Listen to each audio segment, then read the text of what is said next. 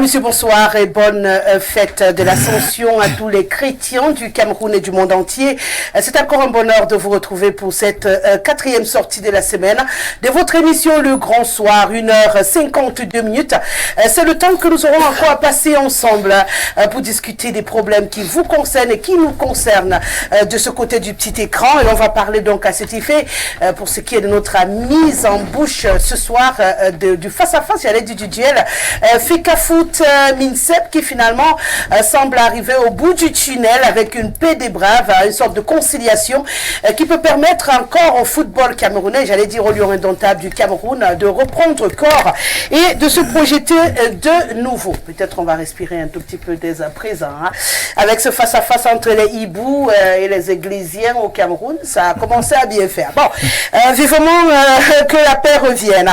On parlera également en deuxième thématique de ce droit à l'avortement promu par plusieurs organisations non gouvernementales et bien entendu à travers la ministre de la promotion de la famille du Cameroun qui refuse radicalement de se plier à cette décision ratifiée depuis quelque temps déjà du côté de la France et qui voudrait être implémentée au Cameroun également, permettre aux jeunes filles et aux jeunes femmes de procéder à un avortement sans pour autant faire face à la loi, puisque l'on le sait au Cameroun, la loi camerounaise punit les cas d'avortement, sauf cas exceptionnels. Bien entendu, on va en parler tout au long de cette émission. Et bien sûr, notre première thématique touche la réalité des Camerounais au lendemain de la journée consacrée aux travailleurs au Cameroun.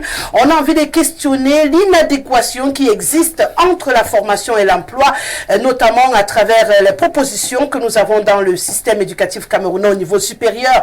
Finalement, comment se fait-il qu'on en ait qui ait autant de diplômes, mais pas de travail au Cameroun? On va éplucher, on va funer un tout petit peu pour en sortir, pourquoi pas, avec des éléments de proposition, de solutions, pour qu'on ait bien sûr une sorte d'équilibre qui naisse de nouveau entre la formation et l'emploi au Cameroun. Voilà la vitrine de votre émission. Installez-vous confortablement. Le temps d'une respiration, on accueille le panel. Pour vous permettre de contribuer à cette émission, le 699 13 50 75 par SMS ou par WhatsApp. Vous avez le bonheur et l'opportunité, bien sûr, d'apporter votre petite pierre à l'édifice Cameroun, à l'édifice africain, comme j'aime à lui dire, même à l'édifice mondial, puisque nous, on a envie de construire le monde depuis ce plateau et on espère qu'on y arrive très bien. Sur ce, je vais accueillir celui qui est le nouveau venu sur le plateau du Grand Soir, puisque c'est la première fois qu'il est avec nous. Il a fait le déplacement d'Obala pour être avec nous. Donc c'est un bonheur de l'accueillir ici. Le professeur Faustin Vogo est avec nous. Il est professeur titulaire des universités avec la spécialisation en littérature et civilisation africaine. Bienvenue professeur, c'est un bonheur de vous accueillir. Merci, bonsoir Rosalie, merci de m'accueillir. Bon, j'espère que je pourrai apporter ma part de vérité tout à l'heure. On rappelle que vous officiez du côté de l'Institut universitaire des techniques et des sciences d'Obala au quotidien. Oui, j'en suis même le promoteur. C'est l'Institut universitaire des techniques et des sciences d'Obala. Oui. Qui répond à un besoin. Il faut former les gens, non pas pour qu'ils aient des savoirs savants, mais qu'ils puissent avoir des savoir-faire qui leur permettent d'abord de s'insérer et plus tard, s'ils veulent, et peut-être même rapidement, créer eux-mêmes leurs emplois. C'est la notion d'université entrepreneuriale qui est prônée depuis la dernière loi d'orientation de l'enseignement supérieur au Cameroun. Voilà, on va sûrement également jouir de votre expertise à ce niveau-là, puisqu'on parlera justement de cette adéquation recherchée entre la formation et l'emploi au Cameroun. Mais j'ai eu dire que demain, nous avons un grand événement du côté de Yaoundé, le grand prix littéraire du Mont Cameroun. Oui, Rosalie, il y a, avant l'Institut qui est loin à Obala, à Yaoundé, il y a un événement qui se prépare et qui fera date, puisque c'est une deuxième édition du Grand Prix littéraire du Mont Cameroun, institué depuis l'année dernière. Et vous savez, le ministère des Arts et de la Culture a fait promulguer une loi, la loi de reconnaissance de l'artiste. Et depuis cette loi-là, le ministre a créé des pôles à l'intérieur de son ministère. Et à l'intérieur de ce ministère-là, donc, il y a le pôle des arts littéraires. Et ce pôle-là est chargé justement d'organiser au niveau du Cameroun un grand prix littéraire, comme on a les Goncourt, comme on a les Bruno, comme on a... Il y a beaucoup de prix littéraires, mais au Cameroun, celui-là est parrainé par le gouvernement, par le ministère des Arts et de la Culture. C'est pour récompenser les artistes, pour accompagner... les artistes en général ou les écrivains? Non, c'est pas les artistes en général. C'est vraiment dans la littérature. N'est-ce pas? C'est dans la littérature, avec les 4 genres que sont le roman, le théâtre, la poésie et la nouvelle. Donc, c'est demain, n'est-ce pas, la proclamation.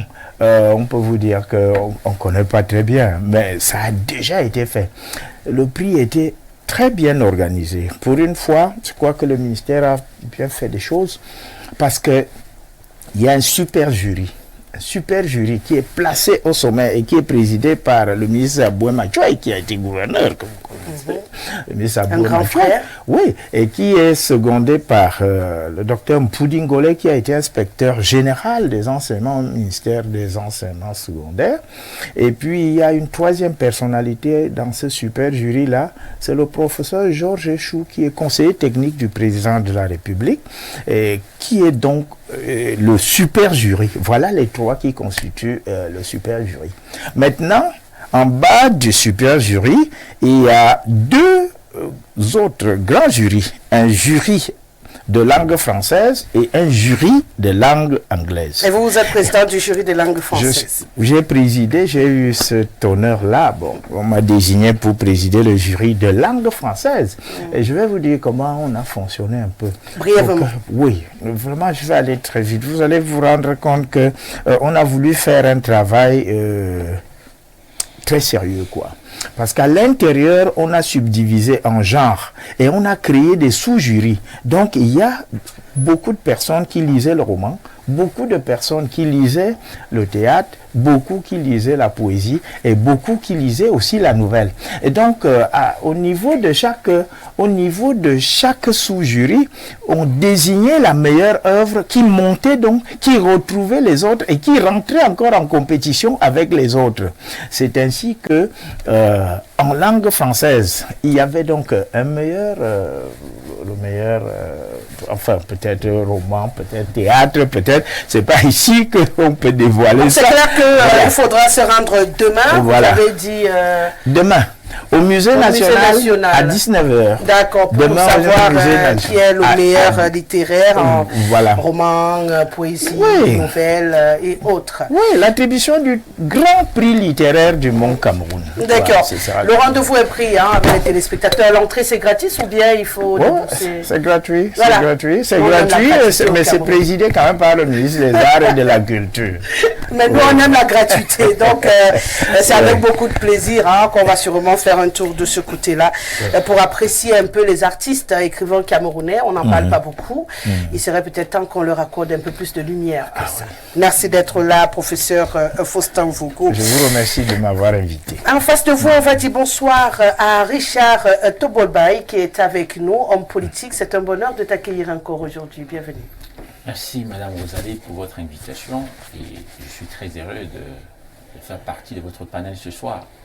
Et je voudrais profiter pour saluer tous les chrétiens catholiques en l'occurrence du monde entier qui célèbrent aujourd'hui la montée de Jésus au ciel. Et si vous le permettez, avec votre permission, je voudrais bien qu'il adresse une prière au Seigneur Jésus, au Christ, pour qu'il envoie sa consolation divine à tous ceux de nos compatriotes qui sont actuellement meurtris par les ravisseurs, les preneurs d'otages avec demande de rançon. Parce qu'il y a quelques jours, j'ai appris qu'un chef de village a été tué par pendaison dans un village. Et donc vraiment, c'est un moment très difficile pour sa famille et pour la localité tout entière. Et c'est de quel côté? De l'autre côté de la région du Nord. Ce phénomène est très répandu là-bas. Je crois que... Le phénomène des Boko Haram? Non. Non? Non, c'est de bandits, façon... c'est des ravisseurs qui sont tapissés en rouge là. Et c'est un moment très difficile parce que actuellement, vous allez voir que les populations ne dorment pas à la maison. Ils sont obligés d'aller monter la garde en rouge pour se protéger. C'est assez difficile pour eux. C'est pour ça que j'adresse toute ma sympathie, tout mon soutien. Et, je voudrais aussi, avec beaucoup de respect et de courtoisie, saluer chacun de mes copanélistes ici. Bien entendu. Espérant que nous allons livrer aux téléspectateurs un débat intéressant. Non, je suis sûr qu'il sera intéressant le débat, je n'en doute aucunement. C'est quand même moi qui écris vos noms, hein, donc je sais qui j'invite et je sais que vous serez à la hauteur, je ne m'inquiète aucunement. Eugène François Toundé est avec nous ce soir, conseiller municipal dans la commune de Mbangasina. Il milite pour le RDPC. C'est un bonheur de vous accueillir. Bienvenue, monsieur le maire. Bienvenue également et merci pour l'invitation renouvelée. Je commence à me plaire sur ce plateau. Je voudrais également dire bonsoir à mes copanélistes. En même temps que je voudrais, en puisant dans l'un de vos thèmes, dire un peu mon inquiétude par rapport à un secteur de travailleurs qui n'est pas assez défendu. Et même durant toute cette période qui a concerné la fête du travail. Les secteurs du secteur public. J'ai souvent eu en face de moi des syndicalistes, ils parlent beaucoup pour le secteur privé, ils parlent beaucoup pour les corporations, mais le secteur public est assez abandonné. Et je me demande, depuis quelque temps, j'ai fait une réflexion, est-ce que c'est même pertinent la fête du travail pour le personnel du secteur public? Est-ce que quand on voit comment de ce côté-là, les choses se passent, est-ce qu'il n'est pas normal, est-ce qu'il n'est pas nécessaire, est-ce qu'il n'est pas urgent de penser que les employés du secteur public ne devraient pas relever du code du travail, mais plutôt relever des dispositions qui régissent le secteur dans lequel ils travaillent. Ce qui aurait d'ailleurs pour avantage d'aider l'État à diminuer les dépenses. Parce que, voyez-vous, dans les administrations, la fête du 1er mai, ça s'évalue en termes de milliards. L'acquisition d'épargne par centaines de millions, et parfois même des repas, de la gastronomie, et parfois pour un personnel qui n'est pas toujours intéressé par la fête du travail, qui n'est pas toujours même présent au lieu du défilé. Parfois on se retrouve que ce sont les ménagères des ministères qui grossissent les rangs. Très peu souvent c'est les employés du secteur privé, du public.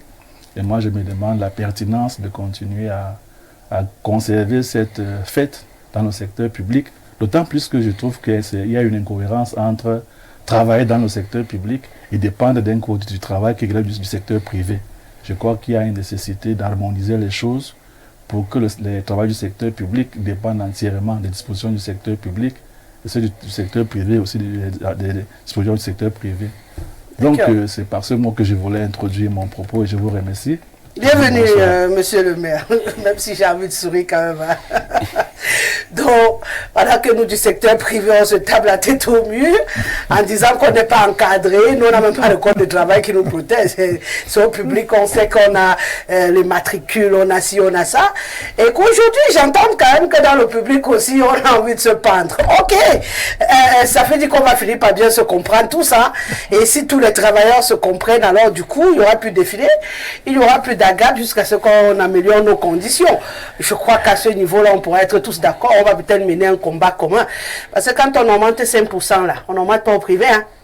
C'est au public. Donc, vous comprenez que votre revendication va faire sourire beaucoup de personnes, mais ça donne espoir quand même à un avenir proche où on pourra enfin défendre ensemble les mêmes causes. Hein.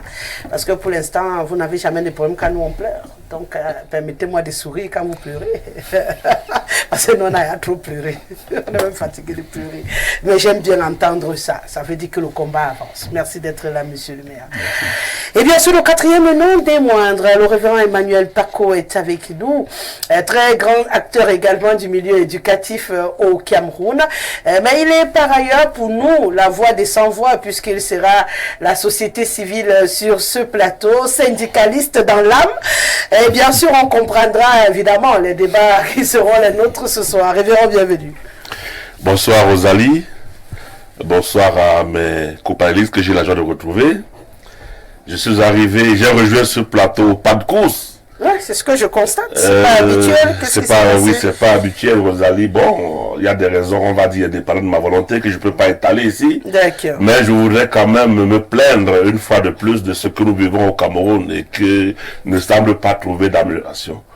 Pénurie d'eau, pénurie d'électricité, mauvaise qualité de route et autres. On manque même de soins dans les hôpitaux. Vraiment, on en parle. Et il nous semble que nous parlons en vain. Et on a lieu de se demander si nos gouvernants vivent les mêmes conditions que nous, si nous partageons le même état, si nous habitons les mêmes quartiers, si nous fréquentons les mêmes routes. Donc, avec cette canicule que nous avons tous vue là dehors, qui n'a pas encore cessé, et manquer d'eau, manquer d'électricité, et puis ne pas pouvoir se déplacer allègrement, ça continue vraiment à nous nuire. Et je voudrais, avant de chuter, pouvoir aussi rire avec toi de la déclaration de mon compagnon tout à l'heure par rapport à la fête du travail. Et sans trop m'attarder dessus, je voudrais simplement dire que les travailleurs du secteur public qui sont régis par le code du travail ne sont pas si nombreux que ça. C'est pas ces travailleurs-là qui font la grande quantité des travailleurs du secteur public, dont la majorité effectivement régie par les dispositions de la fonction publique.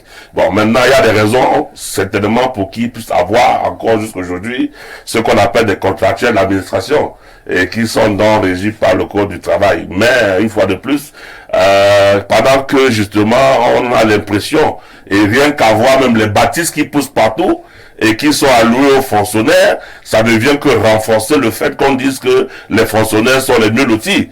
Et pourtant ils continuent à se plaindre d'avoir des salaires les plus bas, ils continuent à se plaindre d'avoir de piètres conditions de travail. Mais quand on regarde le train de vie des fonctionnaires, et quand on regarde ce qu'ils arrivent à réaliser dans nos sociétés, il n'y a pas comparaison entre un fonctionnaire et un travailleur du privé. Donc trouver aujourd'hui qu'on vienne se plaindre de la fonction publique, surtout dans les propos qui ont été tenus, c'est un contraste et vraiment on voudrait s'interroger également là-dessus.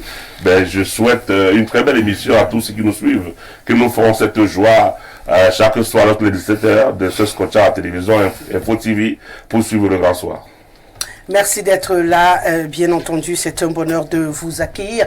Et comme à l'habitude, dernier salué, premier à ouvrir le bal dans nos discussions, on va dire un petit mot en mise en bouche sur ce face-à-face entre le MINSEP et la FECAFOOT. Je préfère rester sur les institutions, puisque si je rentre sur les personnes, ça devient compliqué quand même à gérer.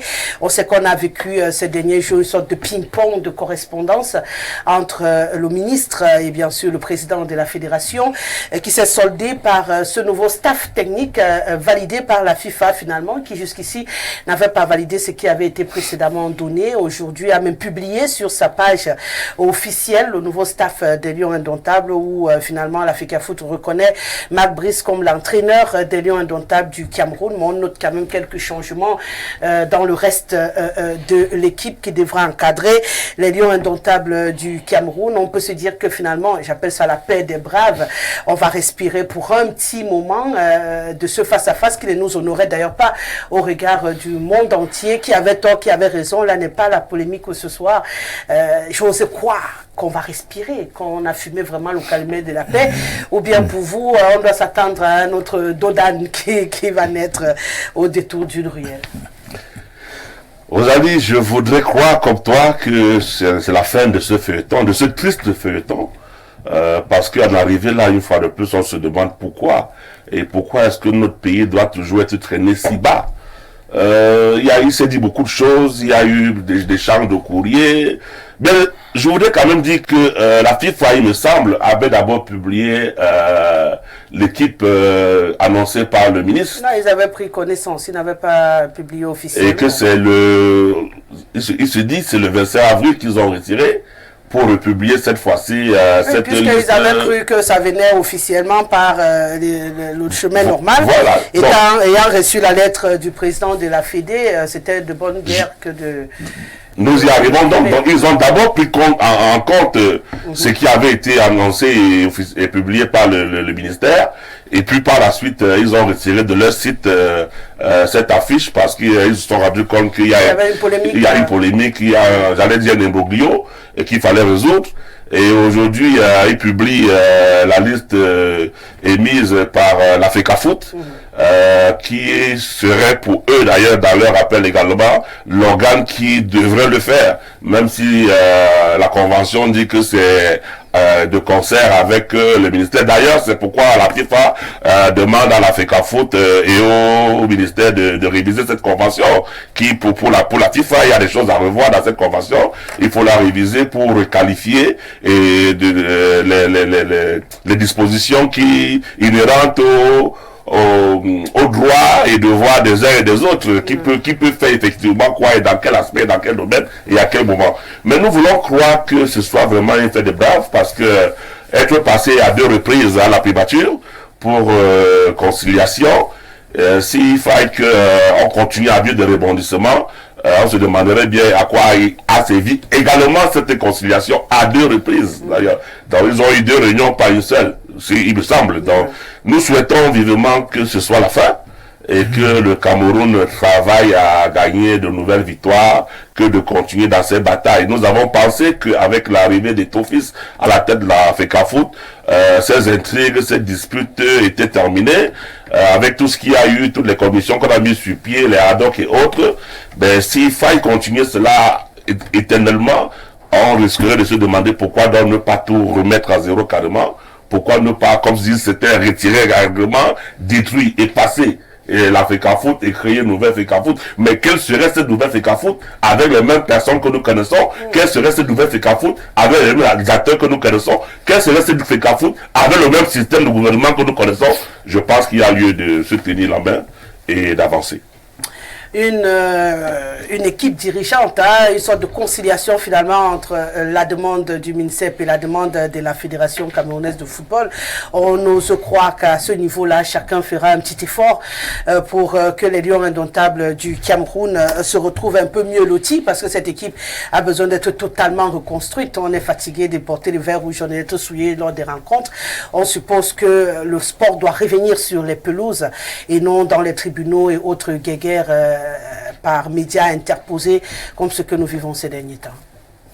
En effet, et de mon point de vue, je crois que je ne suis pas encore rassuré pour penser qu'on est sorti de l'auberge. Ouais. Parce que entre les correspondances de la FECAFOOT et du ministère des Sports, je ne suis pas sûr que la sérénité est vraiment de retour. Ouais. Mais on observe que la FECAFOOT a fait des propositions qui semble être sa position, et que jusqu'ici a même adressé une correspondance qui a encore reçu une réaction du ministre des Sports. Bon, est-ce que les deux vont s'en tenir donc à ce qu'on peut appeler que compromis? C'est tout le souhait qui peut être le mien. Mais moi je pense que l'imbroglio qui a persisté et qui a perduré à la FECAFOOT et au ministère n'a pas été de nature à faire honneur au Cameroun. Et de mon point de vue, quand il y a incompréhension sur des éléments de procédure, il n'y a que les juridictions pour pouvoir, n'est-ce pas, apporter la lumière. Je me demande pourquoi la FECAFOOT n'est pas allée devant les instances compétentes pour contester ce qui aurait été un excès de pouvoir de la part du ministère de la Jeunesse et des Sports. L'instance compétente, c'est laquelle? Il y a des juridictions. Il y a des juridictions en matière de sport, addition arbitrale, même au niveau du droit commun qui pouvaient connaître l'acte pris par donc il fallait qu'on aille encore fouiller le TAS et sinon, tout le reste. Voilà pourquoi je reste inquiet, parce que je ne sais pas si ce qui s'est fait là est une solution. Peut-être que pour le moment, on fait face à la réaction des deux personnalités qui chacune ont des répondants. Mais est-ce qu'au plan technique, est-ce qu'au plan juridique, on a trouvé une solution pour que le futur président de la FECAFOOT qui viendrait après celui-ci ne connaisse pas les mêmes difficultés, et que le futur ministre des Sports qui viendrait à ce poste aussi n'ait pas avoir le même comportement? La question demeure. Si aujourd'hui, on semble avoir trouvé un compromis, parce qu'en face, on a des personnes qui aussi semblent avoir du répondant. Or, on devait s'en tenir seulement aux règles établies pour que la question soit résolue de manière définitive. Là, on en est encore à un rapport de force et ça dépend de qui on a en face. Pourtant, c'est pas comme ça qu'on devrait penser qu'on doit gérer notre sport, autant pour l'Africa Foot que pour le ministère des Sports. Donc ça ne devrait pas être une affaire de qui est fort. Est-ce que c'est Samuel qui est fort? Est-ce que c'est le ministère qui est fort? On devrait simplement lire les tests, lire la loi et puis passer à autre chose. Je crois que c'est pourquoi la FIFA demande de revoir justement ce document de plus qui vient aujourd'hui créer un peu le trouble. Parce que s'il faut se limiter au décret qui avait été établi auparavant, on ne serait même pas en train d'avoir ce face-à-face qui n'en finit pas.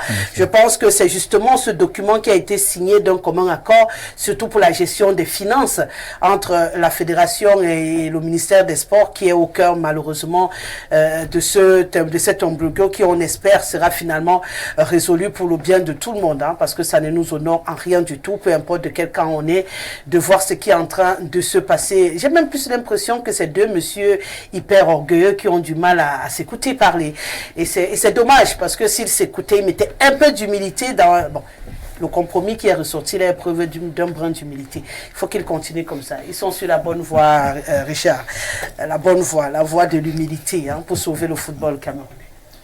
Alors, je pense qu'aujourd'hui... Ou vous vous inquiétez aussi comme... Nous devons dire la vérité aux Monsieur Camerounais. Ouais. Nous devons dire la vérité aux Camerounais. Le football souffre d'un problème d'ingérence de la part du pouvoir, tout simplement. Les choses sont claires. Il y a tellement de fédérations de par le monde qui fonctionnent bien, mais chez nous, ça fait problème. Tout simplement parce que il y a quelque part des personnes qui se considèrent comme les détenteurs de pouvoir. Alors, dans tous les secteurs de l'appareil de l'État, ils doivent établir des personnes qui sont à leurs ordres, qui doivent exécuter tout ce qu'ils disent. Mais on doit bien considérer que l'Africa Foot a une fonctionnalité un peu particulière, à savoir que son président n'est pas nommé, il y accède par vote.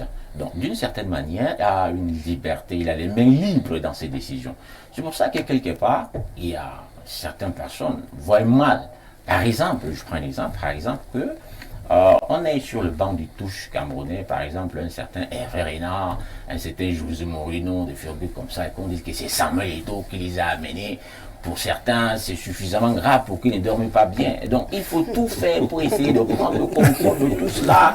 Et pour moi, je pense que c'est un problème. C'est un problème.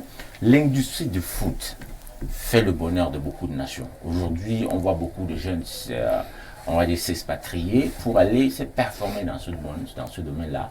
Et ils s'en sortent, on voit ce qu'ils apportent à leur pays. Donc, je pense que ce problème doit être reposé en profondeur. Et je vais rajouter que en réalité, on ne doit pas se voiler la face. Nous avons des faits. Les Camerounais ont marre d'un certain nombre de faits, des réalités. Nous avons en l'occurrence une personne qui s'appelle monsieur le secrétaire général de la présidence de la République, à la personne de monsieur Ferdinand Gongo, qui, comme je disais tout à l'heure, veut prendre totalement contrôle de l'appareil de l'État. Et moi, je pense que ça fait un problème. Ça fait un problème parce que quand je regarde la fourchette ou alors le nombre de postes des ministres ou des secrétaires d'État que le président a voulu mettre à la disposition des Camerounais, j'ai l'impression que le président a envie de faire participer le maximum de personnes à la gestion de la chose commune. Il veut voir un grand nombre de personnes participer aux décisions. Mais beaucoup de personnes, en aucun cas monsieur le président, le secrétaire général de la présidence, voient des mauvais cet état de choses. Je rappelle par exemple que en 2019, aux premières heures de la nomination du Premier ministre, ce monsieur a pondu un communiqué indiquant à ces derniers que la nomination des directeurs, et c'est un haut cadre de la fonction publique, relève de la compétence exclusive du président de la République.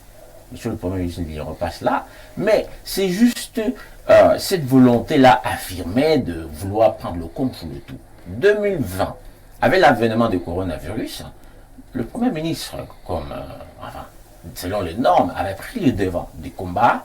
Il était dans les communications et il a battu un travail énorme que la grande majorité des Camerounais appréciaient.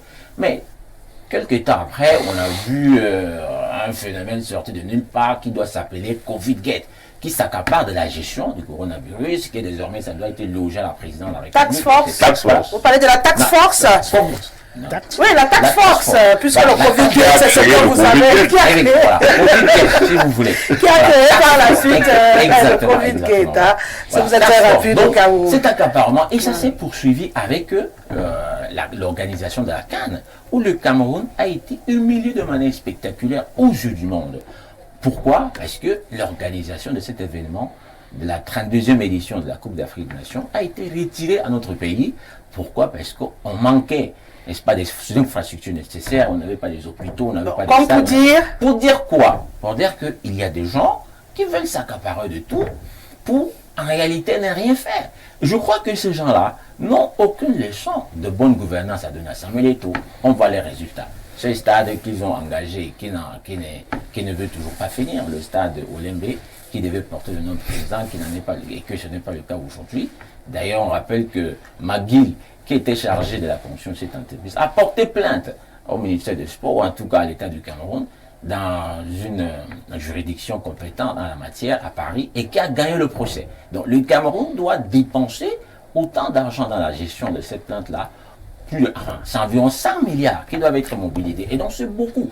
On voit les gaffes, les rapports même de la Chambre de compte de la Cour suprême qui indiquent clairement ces gabegies, ces braquages de fonds publics dont ces personnes sont responsables, dont ces personnes s'en rendent responsables, et qui viennent aujourd'hui essayer de faire comprendre aux Camerounais que Samuel Eto'o c'est un méchant, Samuel Eto'o ne sait pas gérer l'Afrique, Samuel Eto'o fait échouer les lions, etc., etc. Ce n'est pas normal. Parce que, voyez-vous, dès la nomination de Samuel Eto'o, on a vu une campagne de diabolisation mobilisée contre ce monsieur. Vous avez vu ces journalistes... D'accord, on va retenir, avant que je vais finir par croire que vous êtes églisiens, et j'ai justement voulu inviter les hiboux et les églisiens sur ce plateau ce soir. Je termine en disant que nous devons être sérieux. Ce n'est pas du calomnie. Nous ne faisons pas la politique du commérage. Nous disons les faits. Non, mais bien sûr. Ce qui se passe. Et il y a un livre qui a carrément été écrit sur Samuel Eto'o, où quelqu'un est devenu éthologue, comme je vois un professeur ici, il est devenu spécialiste de Eto'o pour salir le nom de ce monsieur, détruire tout ce que ce monsieur est en train de vouloir construire pour notre football. Ce n'est pas normal. Eto'o s'était engagé à ne même pas percevoir le salaire de vous voyez que j'ai raison de devoir vous arrêter. Donc, je résume en disant que, en réalité, il faut comprendre que Eto'o est un grand champion. D'accord. Merci beaucoup. On va également prendre... je n'attendrai pas la suite. On a compris le plus important pour vous, c'est qu'il y a des gens qui ont décidé d'empêcher au président de la fédération de fonctionner. Et là, nous espérons qu'elle sera pérenne et qu'elle va donner une autre image à notre football parce que... Professeur Faustin Fogo, à votre avis... la paix des braves, on peut se dire que le calumet de la paix est finalement fumé ou, comme il a dit monsieur le maire, on doit encore s'inquiéter. Ou vous êtes plus pour le révérend Paco qui dit que pour lui, il espère vraiment qu'on va respirer pour un bon bout de temps quand même dans cette polémique. Non, peut-être, Rosalie, peut-être qu'on est en train d'aller vers le bout du tunnel. Même si je suis toujours inquiet lorsque on lit certaines parties, par exemple, ce fameux article 9 de la Convention. Je ne sais pas si au ministère des Sports, on ne va pas rebondir encore sur cela. Parce que quand on lit cet article 9, mais toutes les prérogatives reviennent à l'État, c'est-à-dire au ministère. On dit, je vais vous dire, on dit que ce staff, cet encadrement est recruté de deux manières. La première manière, c'est que ils sont présentés par la FECAFOOT. Ils sont présentés par la FECAFOOT. Seulement après avis obligatoire, le mot est là, obligatoire du ministère.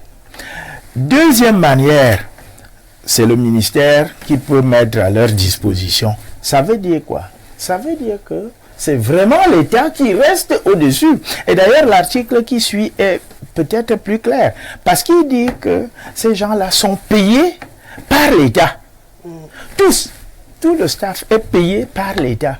Donc, quand on a une convention comme celle-là, ben, c'est lui qui paye. Bon, je crois que c'est lui qui dirige. Mais comment a-t-on pu écrire une convention pareille? Mais elle existe. Et tant qu'elle existe, les gens, ils ont le droit de dire il faut qu'on applique ce qui existe. Bon, alors, la seule précision, en vous laissant continuer, professeur, que j'ai l'obligation également de mettre, parce que l'information que vous donnez est de moitié, on parle là de l'entraîneur et du staff de l'entraîneur. La coordination de l'équipe nationale reste l'exclusivité également de la Fédération camerounaise de football. Par décret. C'est ce que je dis, l'exclusivité de la Fédération camerounaise de football.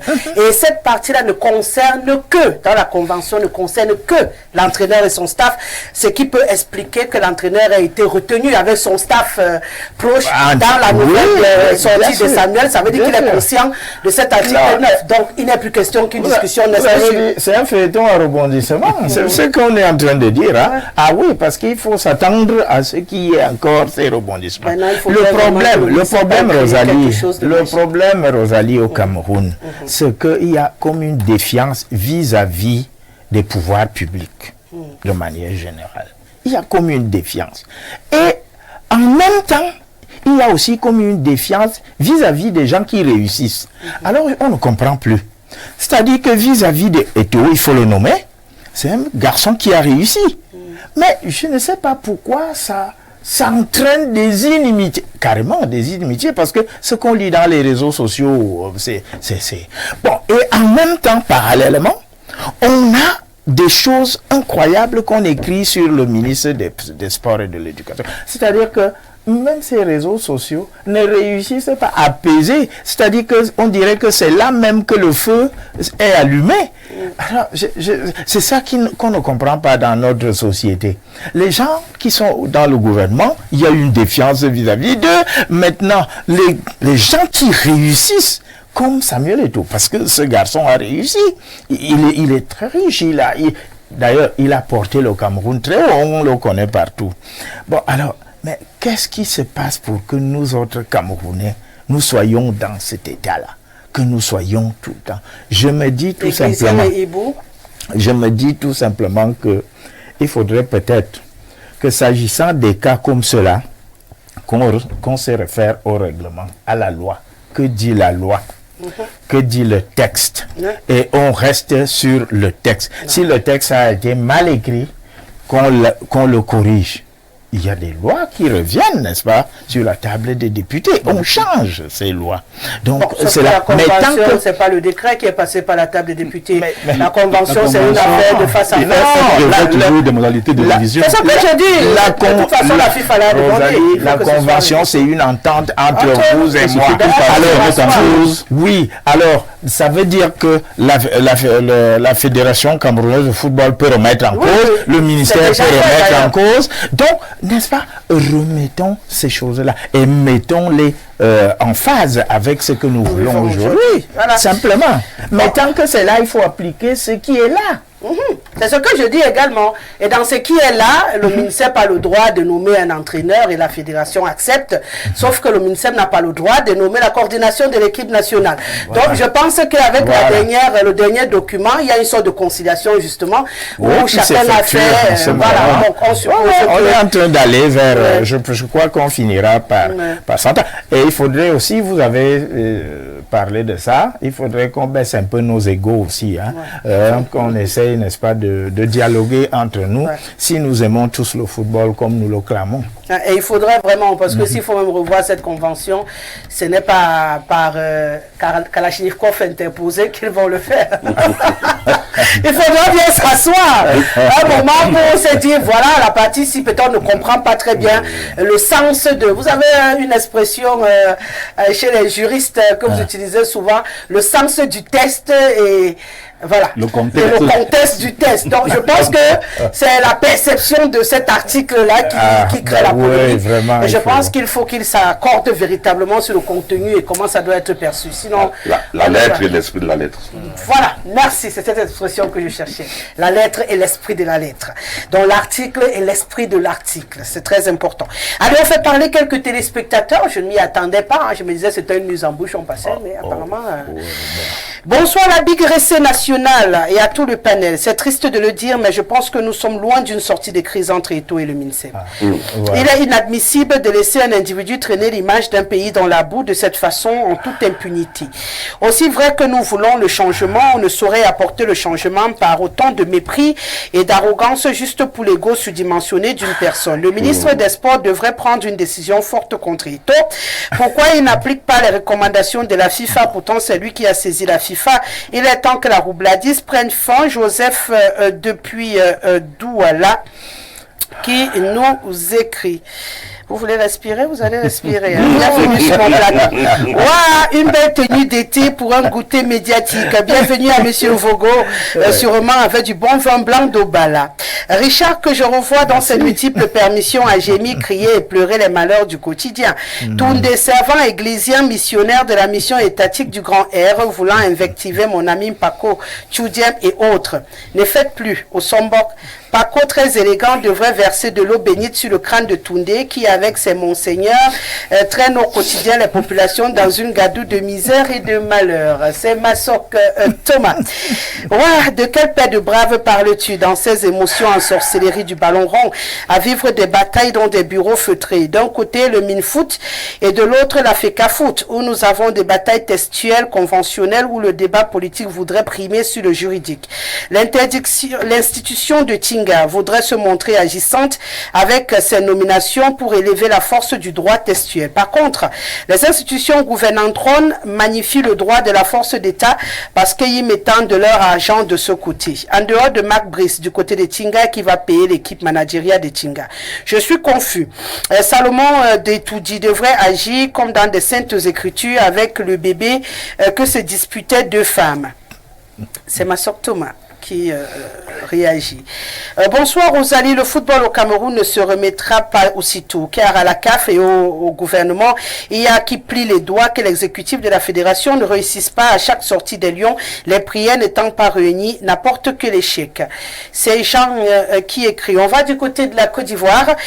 Bonsoir ma bien-aimée Rosalie, le ministre Kombi Mwele a prouvé qu'il en était encore, s'il en était encore besoin, qu'il y a des enseignants d'université qui sont de bons enseignants dans les universités et grandes écoles, mais qui sont d'une incompétence déconcertante. Kombi Mwele s'est fait encore humilier à cause de sa condescendance, sa malhonnêteté intellectuelle. Pascal Boniface a écrit un ouvrage intitulé « Les universitaires faussaires » que le professeur sur ton plateau connaît sans doute. Ma bien-aimée Rosalie, Kombi Mwele avait déjà foutu le bordel au ministère de la Culture avant de foutre le bordel dans d'autres fédérations sportives telles que la FECA Volley, la FECA Han, la FECA Boxe. Je te laisse compléter la liste. Je rappelle au professeur Vogo que la vie obligatoire n'est pas la vie conforme et qui est professeur du Cameroun. C'est monsieur Itundi qui nous écrit depuis la Côte d'Ivoire. Bonsoir Rosalie, on ne suit rien s'il te plaît. Demande aux techniciens de nous permettre de suivre l'émission. Qu'est-ce qui se passe? Qu'est-ce que vous ne suivez pas en vérité? Il faut vérifier ce qui se passe. Hein. Si c'est pour augmenter tout, que ça explose les oreilles des téléspectateurs au quartier, il n'y a pas de problème. Ils ont les télécommandes. Ils vont baisser ce qu'il faut baisser. Je suis mal à l'aise, Rosalie. J'aime tellement cette émission au point où, quand je n'arrive pas à bien suivre les panélistes, je suis malade là. Je suis malade à ranger. Samuel pleure. Pardon, à ranger ce qui se passe. Je sais d'ailleurs pas, Samuel, parce que tu n'as pas été précis sur ce qui te dérange. Il faut préciser, hein, qu'est-ce qui cloche à ton niveau pour que je puisse te répondre. Quand je parle là, tu ne m'entends pas avec mon micro ou ce sont eux qui sont bas? Je sais pas. Il sait que lui ne peut pas être bas. Bonsoir Madame Guessélé et à tout votre panel, principalement à notre ancienne d'église Tobolbaye. Le président de la FECAFoot fait peur à certains ministres alors qu'il n'est pas intéressé par leurs choses politiques, mais apparemment il veut mettre des idées à notre pasteur. Notre pasteur est en train de revaloriser le football camerounais et ça ne plaît pas à certains membres du gouvernement qui étaient habitués à manger plus que les acteurs propres du football. Ngono Tiala depuis Akaka. Bonsoir Rosalie, aucune paix et Eto'o a pris le football camerounais en otage. C'est fini pour Eto'o. Demain, la sortie de Marc Brice pour la lecture de la liste de ses joueurs. Vous verrez que demain, Marc Brice sera accompagné de l'un des nommés du ministre. Je vois même qu'à Info TV, certains ne parlent plus de ça puisque le pasteur retient les intimidés des gens. Paul Dupuis-Douala, Rosalie, pas de paix selon la nomination du ministre Prévost. Terminé. Eto'o est d'abord où? Nomination depuis l'étranger. Je constate que tu n'as pas invité les gens. Qu'est-ce que vous voulez? C'est dommage, reste sûr. Sur quoi? Votre message est entrecoupé. S'il vous plaît, c'est même pas signé votre message. Signez et réécrivez la dernière partie. Il y a des mots qui manquent. Du coup, je ne veux pas vous prêter mes propres mots pour être sûr que c'est ce que vous vouliez dire. Bonsoir à vous. Si la FECAFOOT est patriote, qu'elle s'aligne simplement en patriote pour la seule chose qui nous réunit encore. Merci. Ripolin depuis Berthois. On part au Gabon. Bonsoir la jolissime Rosalie. Bonne émission à vous. Merci. Bonsoir à tous sur le plateau. La paix. On verra. Dieu est au contrôle. Junior depuis soir. Maman Rose, bonsoir. La présence d'Eto'o fils donne des démangeaisons au ministre des Sports. Il faut un autre comme ça pour traiter le RDPC. C'est Philippe depuis Kribi. Samuel Eto'o est un monstre plus froid que l'État. C'est un stratège. Jean-Marie Kono, depuis une longue, j'apprécie tout le panel. Vous êtes magnifique. Bonsoir, vous faites une erreur. Eto'o a nommé les adjoints de l'entraîneur, ce qui n'est pas de la prérogative selon la convention. Il ne s'est pas contenté de nommer la coordination. Patrick depuis Douala. Il faut lire. Vous n'avez même pas lu le document, le dernier document en date, pour comprendre qu'il a déjà ajouté Marc Brice dessus. Ça veut dire que Eto'o, c'est non bizarre qu'il a amené avec lui au Cameroun. C'est la preuve qu'il a... Il a dit qu'Eto'o a nommé les adjoints, alors que ce n'est pas sa prérogative. Ouais. Donc Eto'o aussi a enfreint. C'est que la convention ne lui autorise pas. Quel adjoint? Ce sont les coordinations de la FECAFOOT, non? Est-ce que c'est l'entraîneur? Il est dans son job. Ils vont se rouler au sol, comme quelqu'un dit. Pour moi, la voie, c'est au tribunal. Il n'y a pas de tribunal, que chacun reste dans son ministère. Arrêtez ça aussi. Quel tribunal? On n'est pas fatigué d'aller jeter l'argent dans les tribunaux. Pour une affaire où deux hommes doivent se regarder et être honnêtes l'un envers l'autre, arrêtez. On va chercher quoi au tribunal? On a plus d'argent à donner. Laissez d'abord les téléspectateurs parler encore un peu. Bonsoir Rosalie, à tout le panel. Eto'o est un fin stratège. En nommant ses lieutenants, il contrôle l'équipe nationale. Mais en maintenant la brocante belge Marc Brice, il se dédouane des échecs futurs des Lions indomptables. Le ministre et les hiboux vont devoir serrer les fesses cette fois-ci pour que l'équipe nationale gagne. C'est Samuel depuis Deya. Bonsoir Rosalie. Si vous vous rappelez que en son époque, le professeur Joseph Oona déclarait à la sortie de la signature en 2015 de la fameuse convention, je cite, à l'état des choses, un bon président de fédération ne pourra jamais s'entendre avec le ministre des Sports. Et c'est vrai, c'est ce qu'il avait dit. Et qui a fait ça? Et c'est lui qui était justement après la signature, donc en son temps, il savait le piège qui était resté à l'intérieur. Ça veut dire qu'on a un bon président de Fédé, on a un ministère des Sports, c'est ce que ça signifie en français facile. Et c'est ce qui se passe aujourd'hui. Marc Brice a la volonté, mais c'est la fin qui justifie les moyens. Vraiment, que Dieu se retourne et veille sur notre football. Félicitations au COMEX et surtout au président Eto'o, Pierre Lotti de Fougerolles. On se rend encore du côté de la Côte d'Ivoire. Bonsoir Madame Rosalie, sincèrement que la paix footballistique revienne. Tout ce que les Camerounais veulent et recherchent, c'est la victoire des Lions indomptables. Samuel Eto'o est humble et a accepté de signer pour la paix. Le ministre des Sports sait qu'il n'a pas raison, mais a forcé la loi. Le plus important, c'est la sérénité et le calme dans l'encadrement technique du Cameroun et chez les Lions indomptables. Excellente soirée, Madame Rosalie. Vous êtes très belle et belle paire de lunettes, sincèrement. Monsieur Marty, depuis la Côte d'Ivoire à Abidjan. Merci beaucoup. Bonsoir, Rosalie. On en a marre avec ces soi-disant professeurs qui ont mis ce pays à genoux. Les vieux n'aiment pas les jeunes. Jules, depuis Douala. Bonsoir, Rosalie, à tout ton panel. Vous dites que la FECAFOOT et le MINSEP ont fait quoi? Et de qui se moque-t-on? Le pasteur était un grand footballeur, mais il ne sait pas être un bon leader. C'est Pancras depuis Guidère. Voilà, qui nous écrit ce soir. Ma bien-aimée Rosalie, j'admire ton professionnalisme. Tu es l'un des rares Camerounais qui travaille un jour férié. Respect à toi. Notre métier, c'est comme les médecins, c'est comme les militaires. Donc, on ne connaît pas. C'est même quand c'est férié que nous, on travaille un peu plus parce qu'il faut vous faire plaisir, vous qui êtes à la maison. Donc, malheureusement, on a signé. Si d'autres ne comprennent pas... Voilà, on va poursuivre encore quelques personnes. Hein. On a aussi beaucoup qui ont écrit par SMS. Hein. On laisse un peu les WhatsApp. Madame Rosalie, moi je pense que Marc Brice doit quitter. Il quitte pour aller où? Bonsoir Rosalie. Qu'est-ce que tu entends parler de coordination et entraîneur adjoint? C'est Ousmanou de Bertois. Bonsoir à vous le plateau, c'est Monsieur Ndongo. Eto est venu couper le manger-miel et c'est le ministre Lamens qui se présente un peu voir. On veut juste voir quelque chose. Vous voulez voir quoi? Les Camerounais, vous aimez les situations bizarres. Bonsoir le panel, je suis choqué. C'est un combat politique futuriste pour écarter Samuel Eto'o de la succession de Biya. C'est Gassissou depuis Garoua. Bonsoir Rosalie. Le Cameroun a encore de l'espace. Faites les axes Yaoundé, Bertois, Moulundu, Kondjok, Bafan, Yaoundé, Douala. C'est vide partout. Qui comblera ce vide? Donc le Cameroun ne doit pas fléchir pour empêcher la légalisation des avortements. On n'en est pas encore aux avortements. Oh là là là là là là là. Bonsoir, Madame la journaliste Courage. Vous êtes un modèle pour la jeunesse. Mendiana Benoît qui écrit. Bonsoir, la Miss Rosalie, meilleure présentatrice. J'aime votre émission depuis le Gabon. Merci beaucoup d'être... je vois qu'il y a beaucoup la qualité là qui suit. Donc, je vais d'abord... m'arrêter là pour un petit moment et poursuivre cette émission. On reste très à l'écoute de ce qui nous viendra, soit du MINSEP, soit de l'Africa Foot, mais la dernière sortie nous a poussé un tout petit peu à mettre cette actualité à l'ordre du jour. Question de faire le point, parce qu'après beaucoup de ping-pong, on s'est quand même dit que là, ça donnait quelque chose d'un peu plus potable à être analysé. On va poursuivre cette émission en parlant, je le disais tout à l'heure, de formation et d'emploi.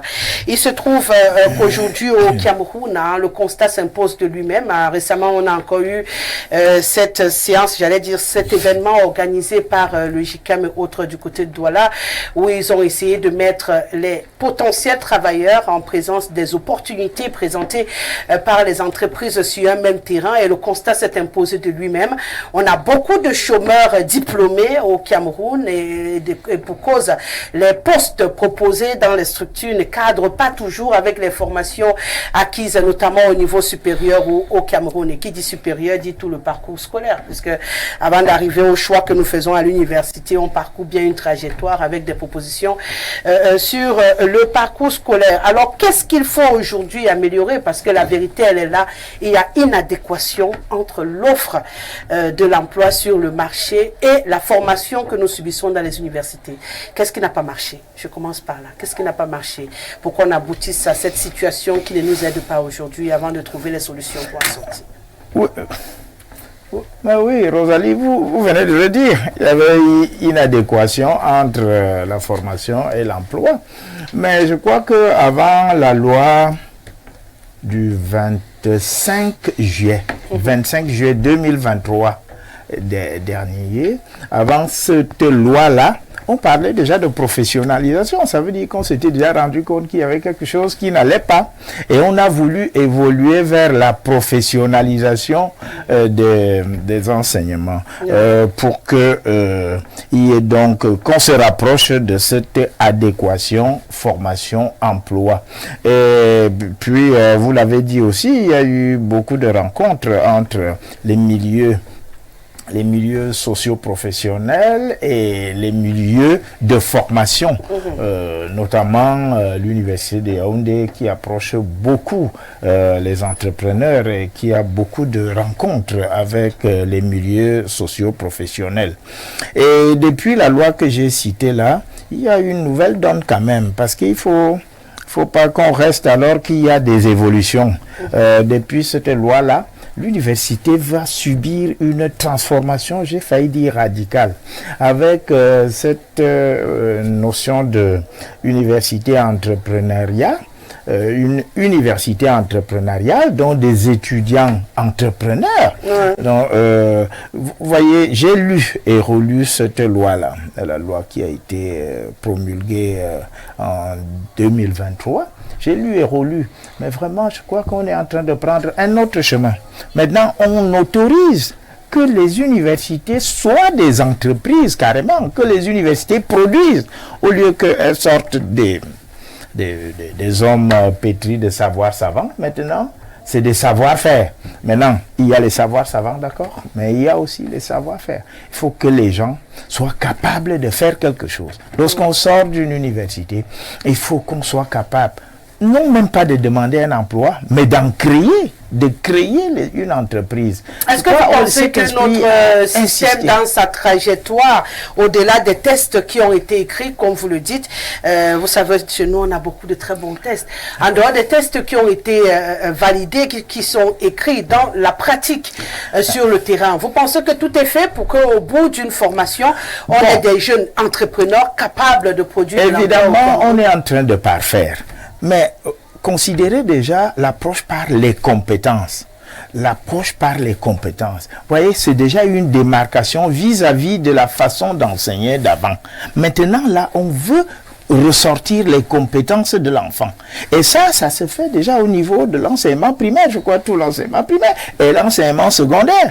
Et donc, quand on va arriver à l'université, lorsqu'on aura bien implémenté cette façon d'enseigner, je crois que rendu à l'enseignement supérieur, on sera très loin de ce qu'on décriait dans le temps.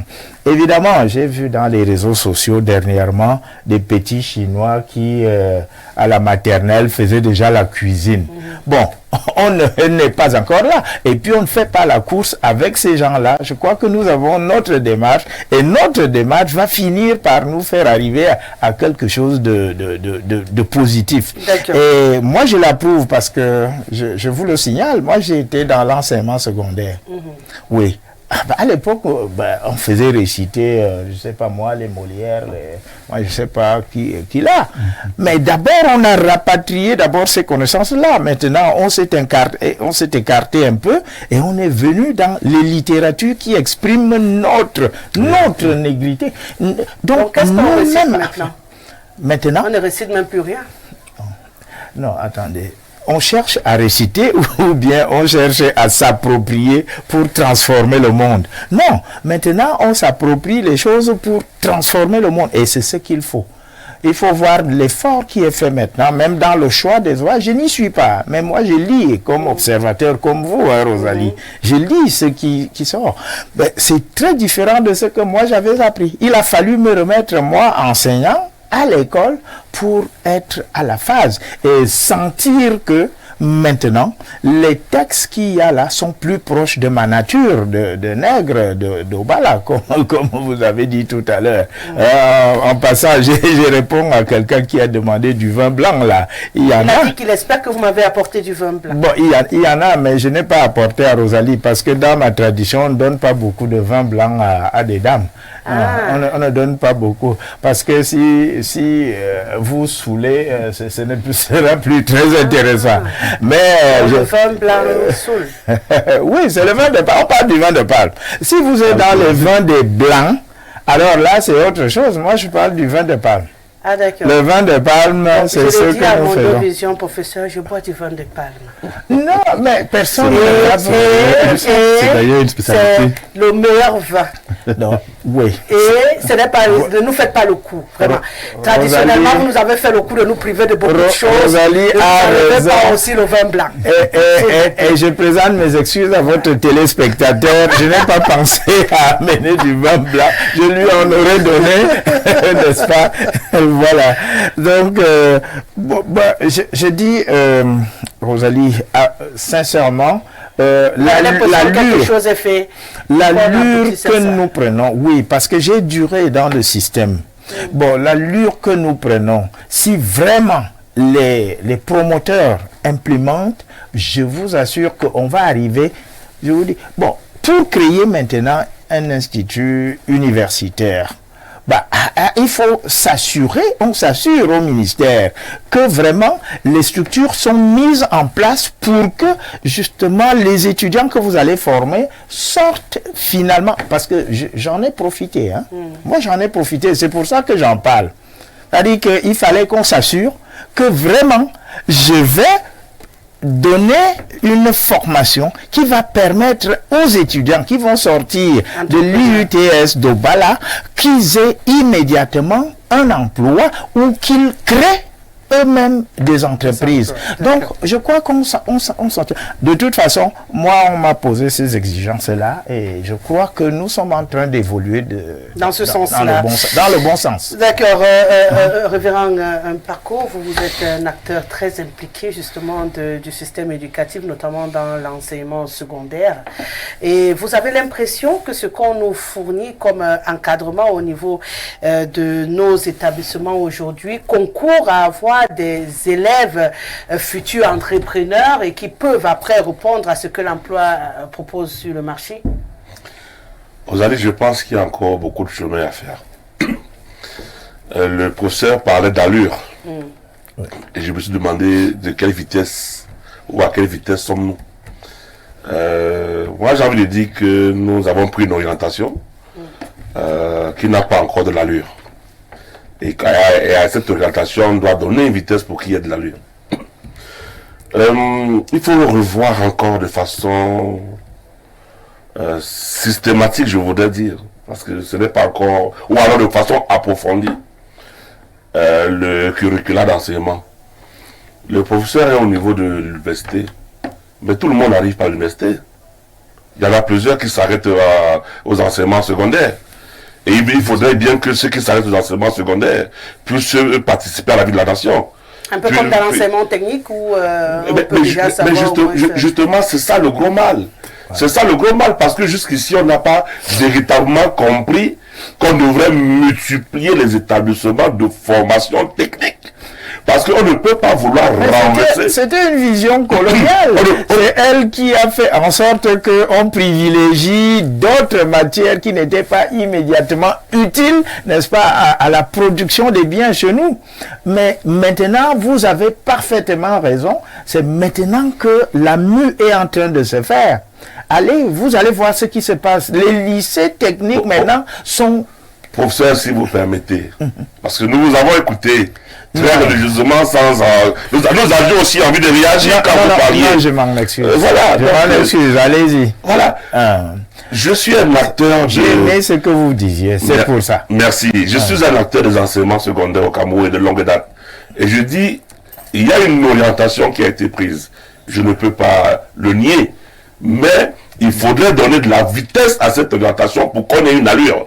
Il faut véritablement s'y mettre. Il ne faut pas rester sur la volonté. Il ne faut pas rester sur des mots. On a beau parler d'approche par compétence. On continue, nous, parents, aujourd'hui, à s'interroger sur ce qu'on a mis dans l'approche par compétence. Et j'ai demandé encore récemment à un enseignant si son approche par compétence consiste à renvoyer les enfants vers leurs parents pour que ce soit les parents qui apprennent aux enfants.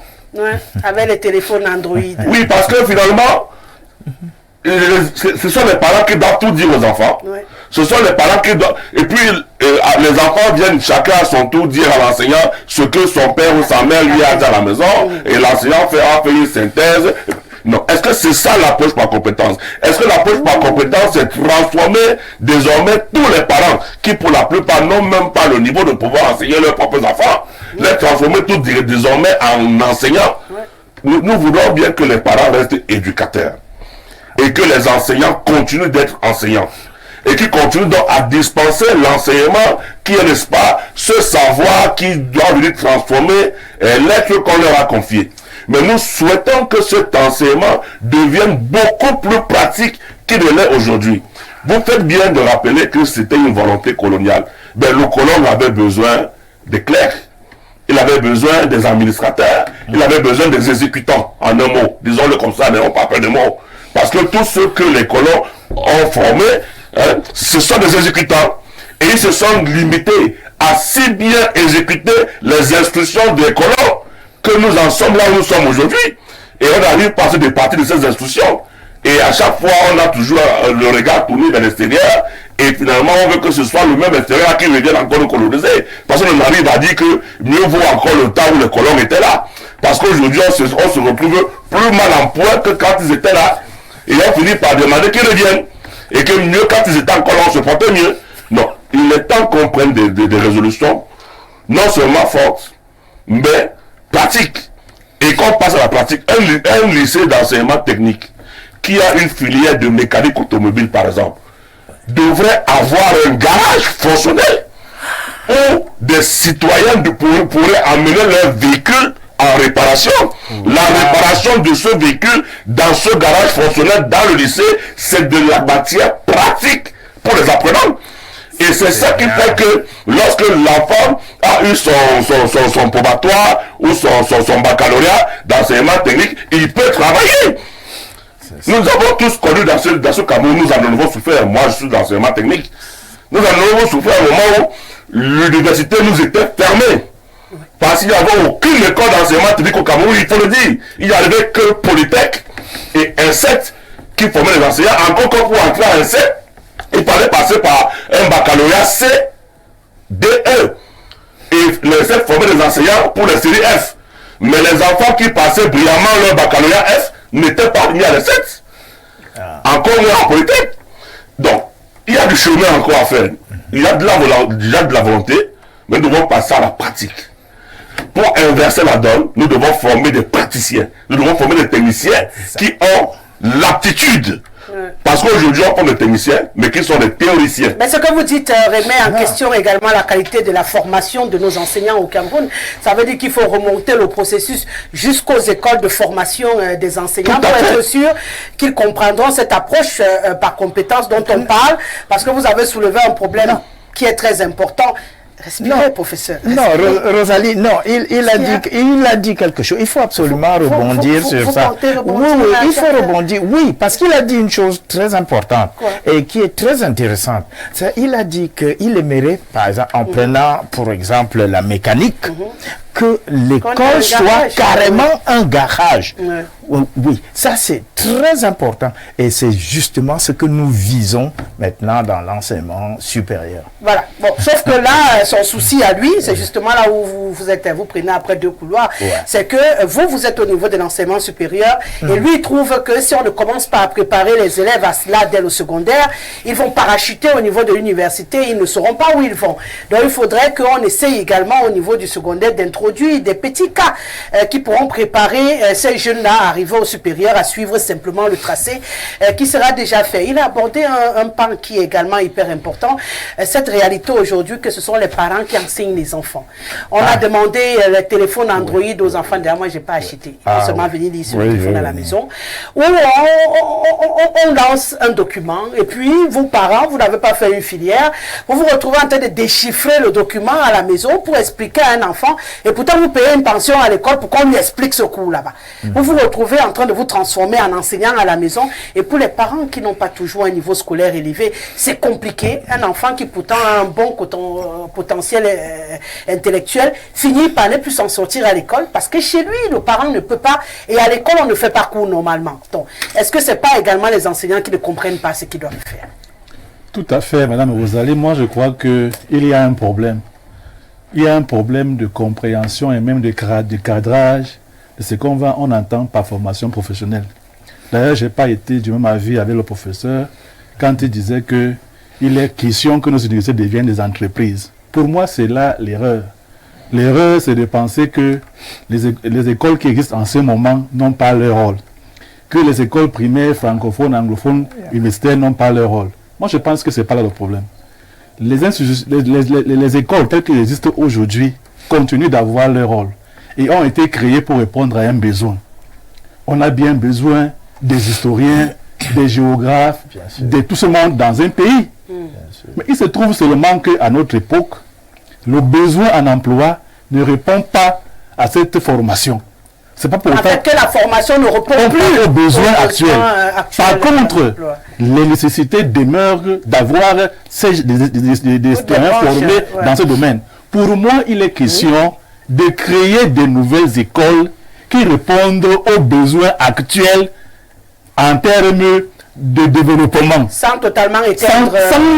Sans même vouloir aller transformer l'université de droit pour qu'elle devienne une université entreprise, qu'elle continue à enseigner le droit, qu'elle demeure une école de droit et qu'on crée plutôt de nouvelles écoles qui répondent aussi aux besoins nouveaux. Et je crois que cela est en marche.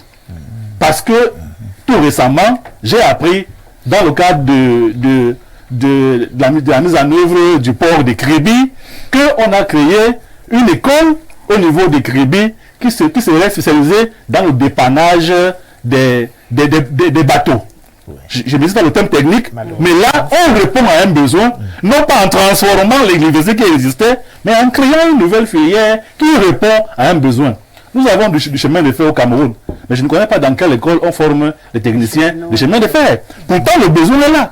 Il est question, non pas de transformer une école qui a déjà son orientation, mais de créer une école qui réponde à ce besoin. Peut-être de créer des filières. Des filières qui répondent à ce besoin. Donc, moi, je pense que vous avez, il a su bien dire. Mais j'ai été, moi, étonné de partir dans un garage au quartier où je dépanne mon véhicule et de trouver que c'est dans ce garage que des étudiants d'une certaine université viennent passer le stage chez quelqu'un qui lui-même a été formé dans l'OTAN, qui a juste l'avantage d'avoir pu ouvrir un espace. Il se retrouve en train de former des gens qui doivent passer un diplôme que lui, il n'a pas. Mais c'est bien. C'est bien, mais ce n'est pas, ça ne veut pas être comme ça. On devait penser que les métiers tels que la mécanique, tels que devraient avoir un cursus où on commence depuis le niveau arrêté jusqu'à ce qu'on ait toute la chaîne qui permettent que on puisse... Les moyens. Bon, sinon on n'a pas de moyens, ça veut dire qu'on va continuer à tenir une philosophie qui jamais ne sera pas implémentée. Et effectivement, la poste à compétence qui est de aujourd'hui me pose problème. J'ai l'impression que c'est revenir demander au papa que comment on appelle la mangue dans ton patois. Qui est comment on dit bonjour à ton patois? Je pense qu'il est vraiment important que nos autorités comprennent. Et moi, je pense que à l'aube des indépendances, les lycées et collèges qu'on a aujourd'hui, les formations telles que les sciences sociales avaient leur place. Mais aujourd'hui, on a de nouveaux besoins. On a des besoins de développement économique qui demandent qu'on adresse ces problématiques. C'est donc une question de volonté politique d'avoir le courage de créer de nouvelles institutions qui s'adaptent aux besoins nouveaux. D'accord. Peut-être construire totalement des bâtisses, ça va être compliqué, mais j'ai dit un truc bête, Richard. Pourquoi ne pas se dire si on avait 4 amphis pour faculté, ou plutôt pour les historiens, qu'on réduise, peut-être puisqu'on n'a plus besoin de trop d'historiens, qu'on réduise et qu'on utilise pour mettre une autre filière. Comme ça peut faire qu'on augmente les filières, on réduit un tout petit peu l'espace, on cohabite, et qu'on ait quand même plus de possibilités d'avoir des gens qui sortent formés pour répondre à la demande sur le terrain. Sinon, finalement, on a des structures qui cherchent à employer, qui n'ont pas, mais on a des universités qui sortent tous les jours avec des diplômes inutiles, entre guillemets. Quand je dis inutiles, c'est que s'ils ne sont pas recrutés, c'est inutile. Dans les poches. Si tu sors historien et qu'après on ne recrute plus les enseignants, tu vas aller donner cours où? Tu vas aller travailler dans quel, même le musée, je ne vais pas faire le débat de notre musée, on n'a même pas les historiens là pour expliquer à quelqu'un tout ce qui est dans notre musée. Pourtant, on devrait avoir ce type, mais on n'en a pas. Hein? Tu arrives au musée, c'est un coup. Bon, j'ai failli employer un gros mot à la télévision, mais c'est un cocougnard qui veut t'expliquer quelque chose que toi-même tu comprends, toi qui es venu au musée, et que lui-même il ne comprend pas. Il te montre seulement. On m'a montré un jour un truc qui concernait mon village, que c'était censé représenter. J'ai regardé ça comme ça. Je lui ai dit, hey, quand les inconnus vont venir regarder ça, ils vont dire que c'est mon histoire. C'est pour vous dire que c'est compliqué. Oui, Richard, prends la parole, dis-nous. Qu'est-ce qu'on doit muter? Qu'est-ce qu'il faut ajuster pour être sûr qu'en sortant de l'école, tu trouves le boulot facilement au Cameroun? Le fait de trouver le boulot, à mon sens, ne consiste plus aujourd'hui d'avoir une quelconque formation professionnelle. Mais l'écosystème global de la chose doit être revu en profondeur. Lorsqu'on forme un praticien, lorsqu'on forme un professionnel, il doit aller pratiquer quelque part. Et en général, c'est ce quelque part là qui n'existait pas. parfois on dit, bon, c'est un problème d'adéquation, bon, la formation n'est pas adaptée aux besoins. Je dis, ce n'est pas forcément ça. C'est qu'en réalité, l'offre d'emploi, elle est beaucoup trop faible. Je prends juste un exemple simple. Tout le continent africain contribue à moins de 1% à la production industrielle mondiale. Je dis toute l'Afrique.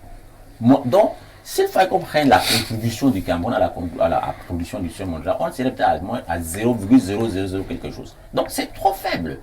Voyez-vous, je vous prends un exemple très simple. Nous avons des usines, nous avons des entreprises. Dans les universités, on forme par exemple des ingénieurs en maintenance industrielle et productive. Ça veut dire que ce monsieur-là est capable d'assurer la maintenance de toutes les machines qu'on trouve dans ces usines-là. Mais quand il arrive, on fait comprendre qu'il n'y a plus de postes disponibles pour vous recruter. Et il y en a beaucoup, et juste trop beaucoup, de nos compatriotes qui ont de très bonnes formations. Parfois on dit, bon, formez-vous vos choses. Il y en a qui ont 2 masters professionnels, d'autres ont 3, d'autres ont plus. D'autres ont le master académique, en plus de la diplôme académique et charité. Donc, ce n'est pas tant un problème de cadrage, de la formation et autres. Il n'y en a pas. Je donne un premier argument. Un premier argumentaire, c'est de dire que les entreprises sont en difficulté. Nos entreprises n'arrivent pas à recruter. Elles sont là, mais les capacités de recrutement sont limitées. Et ils évoquent beaucoup de raisons. Premièrement, les problèmes des impôts. Vous êtes une entreprise et vous êtes implémenté dans un environnement où le climat d'affaires vous permet d'avoir un bénéfice que de l'ordre de 1 à 2% de votre chiffre d'affaires. Mais les impôts vont vous venir prélever en début d'année entre 2 et 5% de votre chiffre d'affaires. Donc, ça veut dire que d'une certaine manière, vous vous trouvez en train de tourner à perte. Donc, même si vous êtes là et que vous tournez, vous ne créez pas d'emploi. Et la plupart de ces entreprises-là finissent par délocaliser. Donc ça fait que les jeunes sont formés, ils partent à la recherche d'emploi, il n'y en a pas. Ce n'est pas que son profil n'est pas recherché, elle est recherchée, mais il n'y a pas de place disponible. Donc moi je pense que le problème, il faut l'aborder dans les 2 sens. Revaloriser ou améliorer l'offre de la formation, mais pas que. Il faut redynamiser le tissu économique en profondeur. Parce qu'on ne recrute pas. Parfois, il y a des gens qui n'ont jamais porté un papier comme ça, un dossier des demandes d'emploi. Ils pensent que les jeunes ne cherchent pas, les jeunes n'ont pas une bonne formation. Ça n'est pas du tout. J'ai marché, j'ai porté. Je vous dis, tu arrives là, tu vois une entreprise, la clôture, c'est plus de 2 mètres. On va mettre un grand portail, même une petite fenêtre comme ça, là. Tu arrives là, tu te places. Le gardien glisse le truc là, monsieur, qu'est-ce que vous voulez? Quand vous avez dit, il n'y a pas de recrutement. On vous envoie, on dit, bon, si c'est là, il faut aller dans tel campus de l'entreprise qui est là-bas, vous marchez, tu déposes des tas de choses, ça ne donne rien. Donc, je pense que la solution, elle est très simple. C'est de relancer l'industrialisation, ou alors de dynamiser l'économie, de faire en sorte qu'il y ait création d'emplois. Il y a beaucoup de formations professionnelles qui sont offertes dans nos universités. Il faut qu'on les dise. Vous avez les BTS, Bac plus 2. Tu arrives à l'université, tu fais 2 ans de formation, tu es capable de travailler dans une entreprise. Bac plus 3, les ingénieurs des travaux. Bac plus, le master professionnel, Bac plus 5. Bac plus 3, c'est la licence. Voilà, Bac plus 3, c'est la licence. Oui. Licence professionnelle, master professionnel, c'est le Bac plus 5. 4. Et enfin, vous avez les ingénieurs de conception, Bac plus 6. Vous avez, en plus de ça, il faut ajouter les médecins, les infirmiers et tout ce que vous avez. Et vous avez même dans les facultés, comme ce qu'on appelle une faculté des sciences économiques et de gestion, qui forment des comptables, les marketistes, les gens qui sont... Mais ils sont au chômage. Mais ils sont au chômage. Vous avez, avant, on disait que c'était les TIC qui étaient la solution. Vraiment, si tu es un informaticien, tu es ceci. Mais les informaticiens sont là. Ils sont obligés d'aller rechercher les postes de vacation dans les lycées pour donner le cours de mathématiques, pour essayer de gagner un peu de quoi vivre. Comme je disais tout à l'heure, les ingénieurs de concession, ils repartent chercher les vacations de 20-35 000 pour vivre. Donc, ce n'est pas... Donc, le tout n'est pas seulement de rendre professionnelle la formation, mais d'avoir même des ouvertures professionnelles. Parce qu'on est en train, à mon sens, d'essayer de jeter toute la responsabilité sur la jeunesse. Vous ne vous formez pas, vous ne faites pas ceci, mais c'est qu'effectivement, il n'y en a pas d'opportunité. Dernier élément que je vais ajouter, c'est que vous avez parlé tout à l'heure de l'auto-emploi. C'est un bon mot, mais il faut qu'on se dise la vérité. Il y a un certain nombre de préalables pour favoriser la création d'emplois. l'élément essentiel de ce travail-là, c'est les facilités d'accès au crédit. C'est le problème le plus important. Aujourd'hui, quand vous allez dans une banque, le taux d'intérêt de la banque, c'est à 15% de votre prêt brut. 15%. Alors, vous avez le pays développé, que vous allez en France, les garanties. Il faut avoir la garantie. Et alors que dans le pays développé, là où les choses se passent bien, les bénéfices, c'est de 1 à 2%.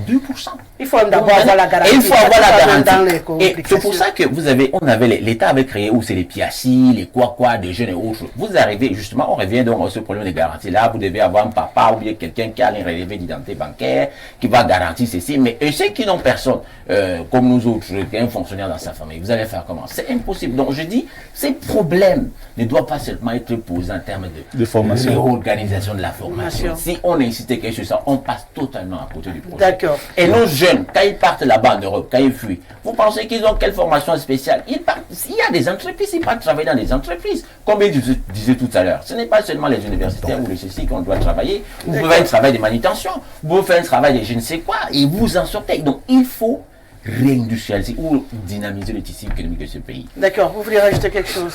Oui, j'ai voulu réagir, Rosalie, parce que j'ai eu l'impression que mon frère Richard est encore dans le focus de cette formation que nous décrions aujourd'hui. Parce qu'effectivement, tout ce qu'il explique est le fruit de la formation que nous décrions. C'est-à-dire que nous formons les gens qui, à la fin, ils ont un parchemin, ils savent bien faire de pratique, et ils doivent aller dire... Un parchemin sans contenu, en fait. Voilà. Et ils doivent aller dire, donnez-moi un emploi, s'il vous plaît. Nous avons besoin d'une formation aujourd'hui qui puisse rompre avec l'attitude du formé qui, à l'issue de sa formation, va aller demander un emploi. Mais nous devons avoir des formés qui, à l'issue de sa formation, créent de l'emploi. D'accord. Maintenant, il se pose donc un problème. Pour créer l'emploi, il faut les résoudre. On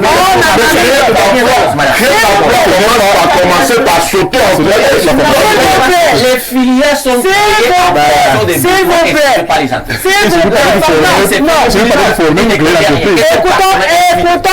Écoutons-nous. Respirez. Il n'est pas question d'accepter ou de ne pas accepter, Richard. Il faut qu'on se comprenne.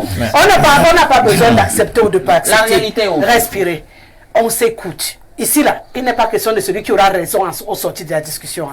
Il est question de rassembler tout ce qui peut venir de chacun d'entre vous pour aider ceux qui nous regardent. Il y a une réalité qui est vraie. On a beaucoup de diplômés au Cameroun sans contenu. Ce n'est pas un débat, c'est une information. Beaucoup de diplômés sans contenu. Tu en reçois tous les jours. Quand tu dis non, j'ai le master, tu prends le papier, une phrase, 15 fautes, il faut arrêter. On a beaucoup de diplômés au Cameroun sans contenu. Mais maintenant, le souci, pour revenir au bout de la discussion, mais vous avez aussi raison, on en a aussi beaucoup qui ont le contenu, mais qui ne trouvent pas le boulot parce qu'il n'y en a pas d'emploi. Donc, vous avez également raison sur ce point-là. Ça m'amène à la prochaine question que je voulais vous poser, professeur. Quand vous dites que vous formez, qu'on forme au niveau des universités, comme c'est le cas à l'IUT où vous êtes, des étudiants, entrepreneurs futurs. D'ailleurs, partout où je suis passé, j'ai constaté que c'est ce qui se passe. Maintenant, au bout du tunnel, quand on dit qu'il faut s'auto-employer, c'est un mot agréable, hein? S'auto-employer. Mais s'auto-employer dans quel environnement? Il a parlé de l'environnement... voilà, tout ça réuni, parce que celui qui va aller faire l'agriculture, il va rencontrer les fonciers. Rien, non, pour l'instant, peut-être Même pour le financement, il en résiste. Non, c'est pourquoi on arrive donc là-bas. Il faut nous dire aujourd'hui, il faut nous dire. Parce que quand on finit donc d'avoir, je finis d'avoir mon diplôme, je ne sais pas moi quoi, en marketing, et que je décide de créer ma structure de marketing où je produis même, pourquoi pas, moi j'ai ma fille qui est en train de faire le bac et qui sait fabriquer beaucoup de choses, entre le savon, les ceci, les cela, parce qu'elle rêve de faire pétrochimie. Peut-être c'est chez vous qu'elle viendra fréquenter. Vous comprenez que dans cet état de choses, je suis ravie, puisqu'en terminale, elle s'est fait beaucoup de choses. Mais comment on rentre dans le milieu professionnel? On fait ça comment? On invente l'argent dans un milieu où pour voir le bien de 10 000, c'est devenu problématique. On crée l'entreprise comment? On fait fonctionner l'entreprise comment? Il a parlé des impôts tout à l'heure qui te renvoient au quartier rapidement. Est-ce qu'on crée donc des entrepreneurs chômeurs finalement au bout du parcours? Qu'est-ce qu'on fait? Rosalie, merci. Je voudrais d'abord dire que tout ce que nous disons tient de ce que la formation généralisée qui nous a été donnée ne nous prédisposait pas mentalement à créer des entreprises, ne nous disposait pas à nous auto-employer. Tout ce que nous disons, on nous formait pour aller à la fonction publique. C'est lui qui a dit tout à l'heure qu'on formait des exécutants. C'était fait comme cela. Tous les programmes étaient ainsi. Et ce n'est pas seulement au niveau des programmes scolaires, c'est au niveau des programmes de développement, l'assistance, l'aide au développement. C'est quoi l'aide au développement? Est-ce que je peux vous aider comme ça? Non. Il faut qu'on comprenne ça, que ce n'était, quand on dit l'aide, donc ce n'est pas seulement au niveau de la formation, c'est au niveau de tous les programmes. C'est-à-dire que nous avons été tous formatés de telle manière que nous ne cherchions un emploi que peut-être à la fonction publique, que chez le petit blanc, chez tel et tel et tel. Donc il faut qu'on sache que nous venons de très loin. Et il est question maintenant qu'on change totalement de vision des choses. La fonction publique ne peut plus tellement recruter. Les entreprises même ne peuvent plus. Si nous ne créons pas nos petites entreprises, par exemple, un exemple formidable que vous, syndicalistes, avez pris tout à l'heure, le garage. Quand un enfant sort avec son bac mécanique, mais pourquoi veut-il aller à la fonction? Mais il répare les véhicules sur place. Et ça fait déjà, n'est-ce pas, l'auto-emploi, Richard. Mais ça veut dire qu'il a créé sa petite entreprise là. Et il peut partir de très très peu. C'est vrai, bon, lui, il sait, il y a des structures qui financent maintenant la jeunesse. Bon, on va pas les Piaget, quoi, et tout ça. Je n'entre pas là-dedans. Mais je me dis tout simplement que si, et là, vraiment, je suis en porte-à-faux par rapport à tout ce que vous avez dit, parce que je connais des étudiantes qui étaient en licence avec moi à l'université de Yaoundé, lettres, et qui sont entrés à l'IAO d'Obala pour apprendre à faire de l'agriculture, et qui ont leur champ en ce moment, et qui vendent leur production, qui ont commencé avec des toutes petites unités. Je dis que c'était une question de mentalité. Il faut qu'on modifie progressivement notre vision. Oui. Et nous allons arriver, si nous continuons comme ça. C'est difficile parce que tout l'environnement est pour la façon dépassée de réfléchir. Mais en changeant progressivement. Donc pour vous, aujourd'hui, il s'agit de se réadapter. Mais oui, c'est-à-dire on change. Bon, ce n'est pas ce que, monsieur le maire, ce que vous avez dit, ce n'est pas ce que nous avons dit. L'histoire, par exemple, les géographies sont très, très utiles. L'histoire même, c'est pour qu'on sache d'où nous venons. Comment vivaient nos parents? C'est très important. Personne ne peut évacuer ça. Mais je ne sais pas qui a dit ça pour que... C'était mon approche. Non. Pour montrer qu'il n'est pas question de penser que les temps sociaux ne servent à rien. Parce que quand on parle des diplômes vides là, quand on parle même du chômage, les gens ont tendance à penser que la géographie, l'histoire ne servent à rien. Non, ça c'est une erreur. C'est une erreur très grave. Il s'agit de penser que... Dites-moi, monsieur le maire, comment pouvions-nous récupérer Bakassi si on n'avait pas eu des historiens et des géographes? Voilà, c'est pour ça qu'on a récupéré Bakassi. Je dis que tout ce qu'on nous a appris, Madame Rosalie, moi je vous dis, si j'avais à reprendre maintenant, je n'aurais pas fait les études que j'ai faites. Mais je suis allé là, c'était, je sais pas, on miroitait, et Dieu merci, j'ai pu arriver quand même quelque part. Mais non, je ne les aurais pas fait. Il faut réfléchir maintenant, comment faire, qu'est-ce que j'étudie, mais pour faire quoi? Pour faire quoi plus tard? Les questions de financement peuvent venir. C'est vrai, l'agriculture coûte cher. Pour faire, moi je me suis essayé, c'est très très lourd. Mais je dis, j'ai des exemples. Étudiant en lettres, littérature et civilisation africaine, licencié, qui revient faire première année à l'IAO d'Obala. et qui maintenant a ses champs de maïs et qui propose, ah oui, ça aussi il faut le dire, qui propose son expertise à d'autres personnes tout en ayant son champ. Je vous assure, moi je suis totalement subjugué quand je vois ça. Donc ce que je veux dire, c'est que le Camerounais moyen pour se réussir. Ouais. Non, moi je n'entre pas dans les structures du pouvoir là-bas. C'est ça aussi, c'est une façon de réfléchir. Non, non, Richard, non, c'est ça aussi les structures pour réfléchir. Non, Richard, justement, je n'entre pas. Je veux justement qu'on efface cette façon-là de réfléchir, de penser que c'est l'autre, que c'est quelqu'un d'autre qui va nous faire ceci. Vraiment, il faut qu'on oublie ça. Si nous n'oublions pas ça, que c'est quelqu'un d'autre qui va nous faire ceci, vraiment, nous ne ferons rien. Comme on dit souvent, il faudrait cliquer de l'extérieur pour construire le Cameroun. Voilà, nous sommes là nous-mêmes. En d'autres termes, n'attendez plus. En d'autres termes, je clôture pour eux. N'attendez plus rien du gouvernement, créer, fabriquer, comment vous en sortir.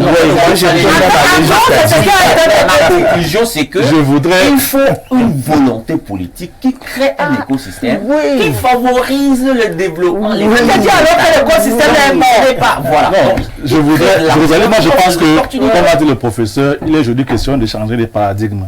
C'est-à-dire que qu'on n'aille plus à l'école juste parce qu'on s'est levé, on a aller chercher le diplôme. Oui, il faut aller à l'école parce qu'on a une vision. Et il faut reconnaître que les gouvernements, déjà l'enfance, l'offre en matière de formation existe. Il y a tellement de possibilités aujourd'hui qu'il n'y a même plus. Ce qu'on appelait à l'époque série S, c'est ce qui est devenu aujourd'hui le champ d'emploi le plus important. Là où on fait la couture, là où on fait la série C. La série C autant pour moi. Donc, il est question qu'on change de paradigme. Avant, on avait tendance à se moquer de ceux qui allaient faire l'enseignement technique. Restauration. Voilà. Donc, je pense que ça... On avait fait l'enseignement technique comme l'école des camps. Voilà. Et le gouvernement, vous n'avez qu'à voir en matière de santé. Moi, je suis émerveillé de voir le nombre d'ouvertures d'établissements dans le domaine de la santé. Or, avant, il fallait attendre. On pensait qu'il n'y avait que les médecins qui pouvaient faire la santé. Seulement quand ils finissent, malheureusement, ils attendent d'être recrutés. Il faudrait de plus en plus dans nos quartiers, nous avons des interventions dans nos familles. Les masters en sciences, les laboratoires. C'est les mêmes docteurs que vous dites qui ne sont pas qualifiés, qui n'ont pas été formés. Ils sont qualifiés, ils ont été formés. Est-ce que c'est moi qui dis? On dit qu'ils vendent des médicaments de la rue. C'est des travers. Nous parlons de ceux qui ont fait une formation professionnelle. Oui, ils sont formés. Comme il n'y a pas d'emploi, ils créent la caisse. Au quartier, il y a pas les chasses. Il faut juste. Mais encore, il faudrait que le gouvernement comprenne que ces gens-là sont des professionnels. Que le gouvernement comprenne. Je voudrais conclure en disant qu'en réalité, le problème de la fonction emploi ne devait plus se poser avec acuité. Sauf si on continue à aller à l'école classique, il y aura que dans ce domaine-là, l'offre d'emploi est réduite. Il faudrait qu'on aille à l'école en pensant au domaine porteur. Et les domaines porteurs, qu'il y ait aussi des centres où on peut se former. Et de plus en plus, on les trouve. Au Cameroun, il y a beaucoup d'écoles privées qui donnent un large ensemble de formations pour pouvoir répondre aux besoins nouveaux en termes d'emploi. On n'aura pas besoin de rappeler aux gens, changer de mentalité, faites ceci, faites ça. Mais pourtant, il faut. Attendez, que ces gens qui ont fait la C, qui ont les diplômes d'ingénieur en conception, qu'ils rentrent dans des grosses voitures, qu'ils construisent des... Ils n'ont pas été préparés à ça. Leur formation n'est pas préparée à ça. Ils n'ont pas besoin. Nous avons des ingénieurs qui ont été préparés pour aller rédiger. J'ai l'honneur de demander un emploi. Donnez-moi un emploi, s'il vous plaît. Ce sont les ingénieurs. Nous avons formé des théoriciens et non des praticiens. Nous voulons aujourd'hui avoir des praticiens qui puissent créer des entreprises. Et créer une entreprise ne commence pas toujours par avoir 2, 3, 4 employés. Une entreprise, permettez-moi s'il vous plaît, une entreprise peut commencer par soi-même. Voilà. Je commence une activité. Voilà. Mon activité croît. Et pendant qu'elle croit, j'accroche une personne dans mon activité, j'accroche une deuxième personne, et le fil à aiguille, je commence à employer 3, 4 Camerounais. C'est de ça qu'il s'agit. C'est avec ça que nous allons il a tellement raison. Gratuitement. Je prends un exemple. Même ici au Cameroun, il y a des accompagnements. Arrivé aujourd'hui, même pour éclairer votre maison. Même au Cameroun, il y a accompagnement. Les routes.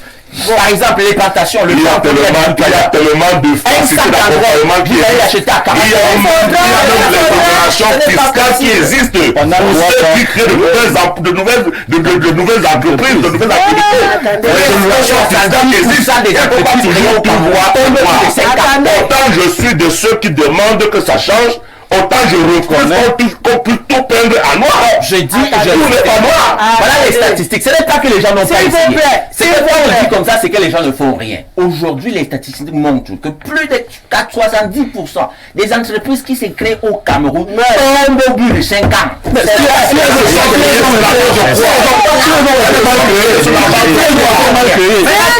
maintenant, si celui qui va voir un problème de gestion, si celui qui va sa poche à l'entreprise, il y a beaucoup de choses. Un mauvais climat d'affaires. C'est ça. La loi camerounaise dans la fiscalité aujourd'hui prévoit l'accompagnement de nouveaux entrepreneurs. Dans les générations fiscales lorsqu'ils créent de l'emploi. 2-3 ans même. Beaucoup d'investations. De tout ce que vous avez dit, je vais retenir qu'il y a encore du parcours. Déjà pour que le message passe et que les mentalités réussissent à s'adapter à l'idée de fréquenter pour travailler, pour s'auto-employer. C'est pas évident parce que l'environnement ne nous y prépare pas. L'environnement n'a pas pensé à mettre les contours pour ça, il faut se dire la vérité. Ce qu'il dit n'est pas faux. Je ne compte pas le nombre d'amis qui ont essayé de se lancer dans l'entrepreneuriat au Cameroun, aujourd'hui en maîtrisant, en ayant pris tous les renseignements qu'il faut, mais qui ont fait face à une pression fiscale qui les a tués. C'est également une vérité. Donc, au-delà, nous sommes dans le domaine de l'activité professionnelle. Non, nous ne pouvons pas. C'est la vérité.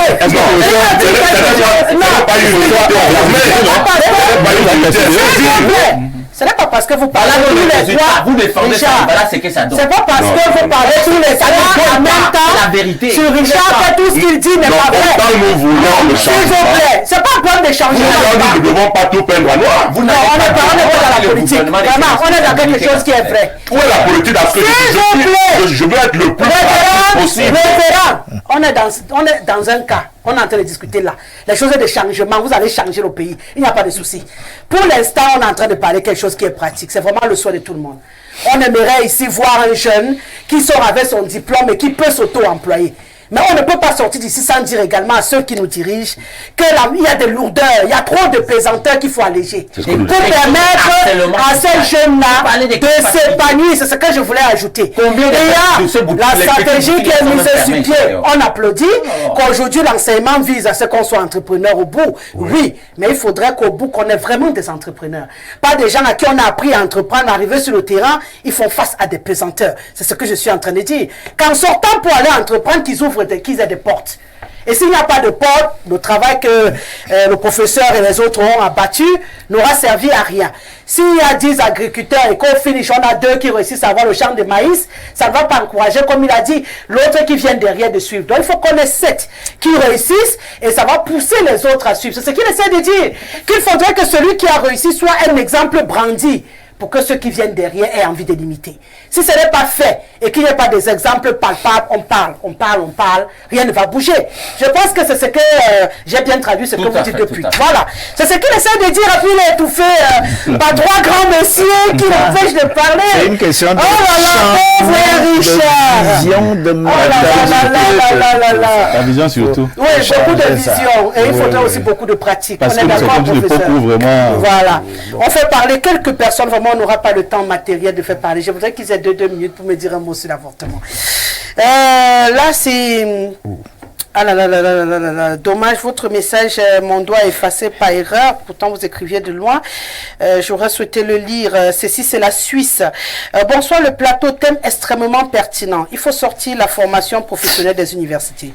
Il faut promouvoir le système dual dont le monsieur a parlé lorsqu'il a évoqué la réparation de son véhicule auprès de son garagiste. Créer des filières et renforcer la collaboration entre l'État et les entreprises dans un système dual, sanctionné par un certificat après 2 ou 3 ans. Un système dual financé par l'État qui permet à l'apprenti de se former à la pratique 4 jours sur 5 et à la théorie dans une école 1 jour sur 5. Si le taux de chômage suisse est si bas en Suisse, c'est grâce à ce système dual. Charlie Noah, président de l'ONG Action 237 Suisse, qui nous écrit depuis la Lausanne ce soir. Oh là là, ils sont nombreux qui écrivent de très loin, malheureusement. Mon doigt, et aller les retrouver, c'est compliqué. Ouais, à nous de nous développer en révolutionnant notre système éducatif qui ne cadre pas avec une réelle politique de l'emploi.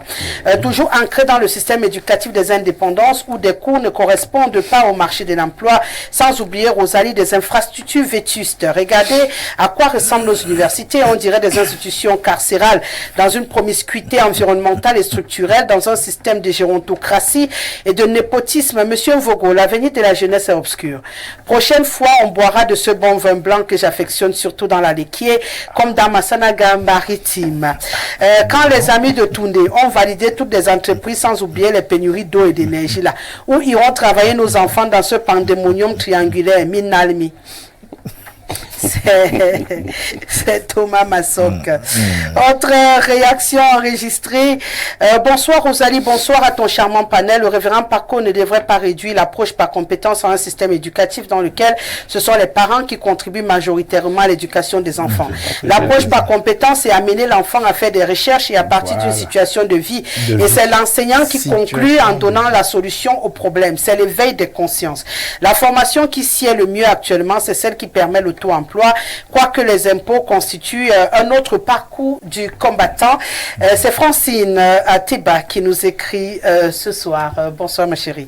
Bonsoir maman Rosalie, très belle émission. Je suis tout à fait d'accord avec le conseiller municipal, car moi je travaille dans une entreprise où j'ai tout le temps des stagiaires ingénieurs topo qui viennent sous mon encadrement, alors que moi-même j'ai appris sous le tas.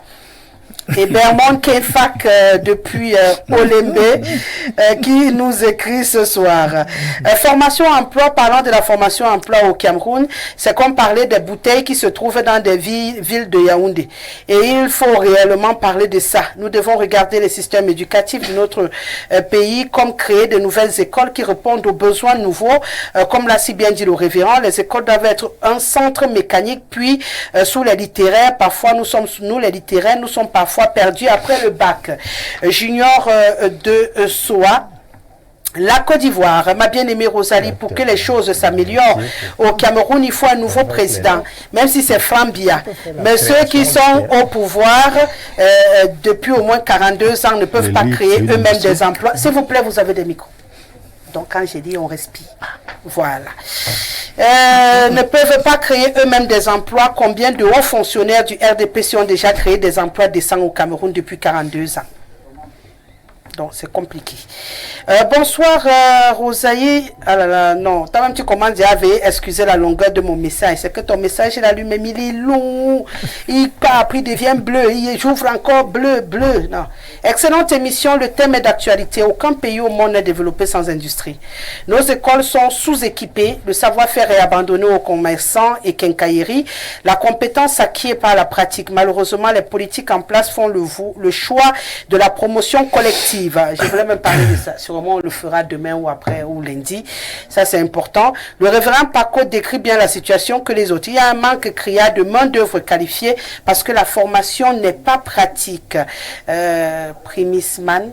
Ça, c'est que non, ça, Primisman. Rosalie. D'accord. Si tu continues, toi, à m'apprécier seulement, je vais devenir rouge sur ce plateau, hein, mon ami. Tous tes messages, c'est seulement pour me décrire. Ça va pas arriver, hein. Je ne me décris plus. Il est concentré depuis le début de l'émission, mon ami, depuis le Gabon. À chaque message, il décrit quelque chose sur moi. À chaque message, il décrit un petit truc sur moi. C'est compliqué. Prochainement, ils enverront un billet d'invitation pour le Gabon. Je suis obligée de m'arrêter. On va dire un mot sur le dernier thème. C'est vrai que j'aurais pu le reconduire demain, mais je meurs d'envie d'entendre ce que vous allez dire sur ce plateau. On va se dire une minute chacun. C'est possible. Monsieur Toundi, le Cameroun dit non à l'avortement, au droit à l'avortement. Votre avis? Mon avis est que le Cameroun n'a pas dit non au droit à l'avortement. Le Cameroun a dit non à l'avortement illégal. Parce qu'il y a de tout temps, il y a toujours eu les conditions pour lesquelles l'avortement a été autorisé. Et je pense que notre éducation chrétienne de croyants et même la tradition africaine voudrait que nous restions concentrés sur cette position. Pour moi, pas d'avortement en dehors des conditions exigées. En dehors du viol et des cas de santé. Les cas de santé. Les grossesses extra-utérines et consorts. Bref, quand la maman est mise en danger, il est normal qu'il y ait interruption de grossesse. Voilà. Je crois que le débat est revenu. Mais le faire sur le bon vouloir, parce que c'est mon corps, il m'appartient d'être enceinte ou pas. Vraiment, je ne suis pas partant et je ne suis d'ailleurs pas partant. D'accord. En attendant, c'est mon corps. Et c'est parti justement du fait que le Parlement français a validé ce droit à l'avortement il y a quelques temps déjà. Et les ONG ont décidé de se déporter, comme on aime bien être les caisses de résonance de ces pays-là, pour venir proposer que ce soit fait également de cette manière au Cameroun. Et la ministre a dit non, c'est pas possible parce que d'après nos tests au Cameroun, on a dit non, sauf dans les cas, les conditions dont on parlait. Il n'est pas question de bouger d'un pouce pour aller vers cette libération de l'avortement. Je suppose qu'en tant que révérend, tu ne peux qu'être d'accord avec elle, même si. Mais Rosalie, le conseiller a déjà dit tout ce qu'il fallait dire.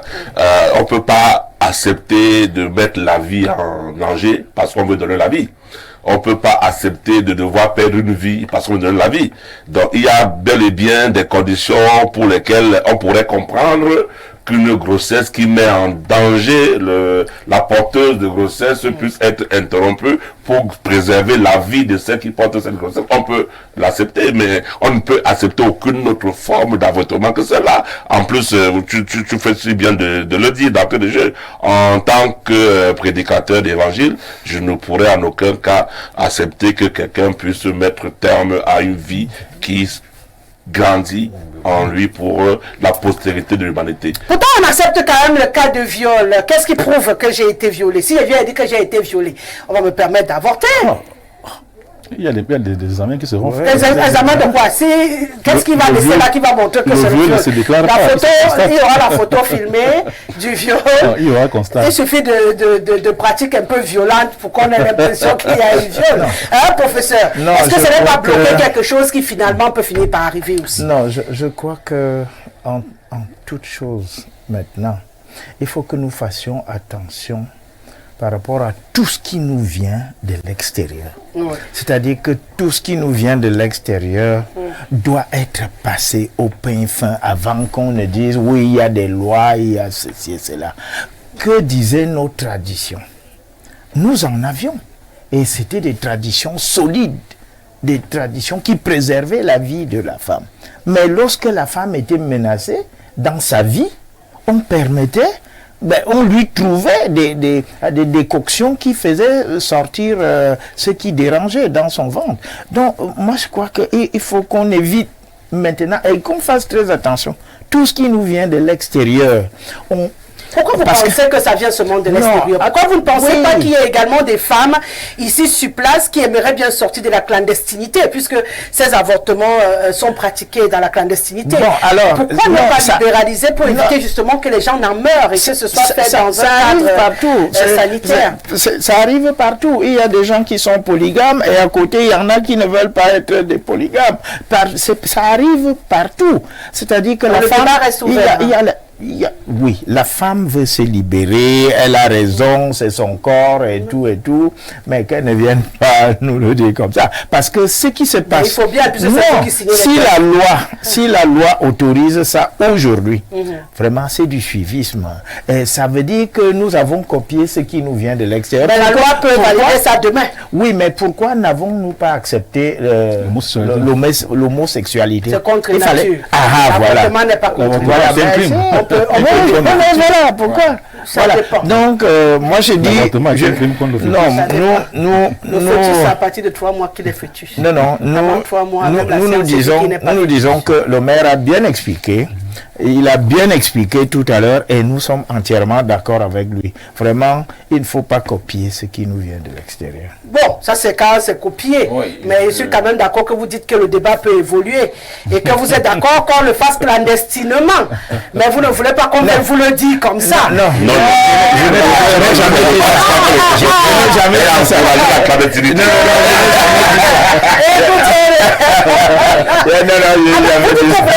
Vous le dites.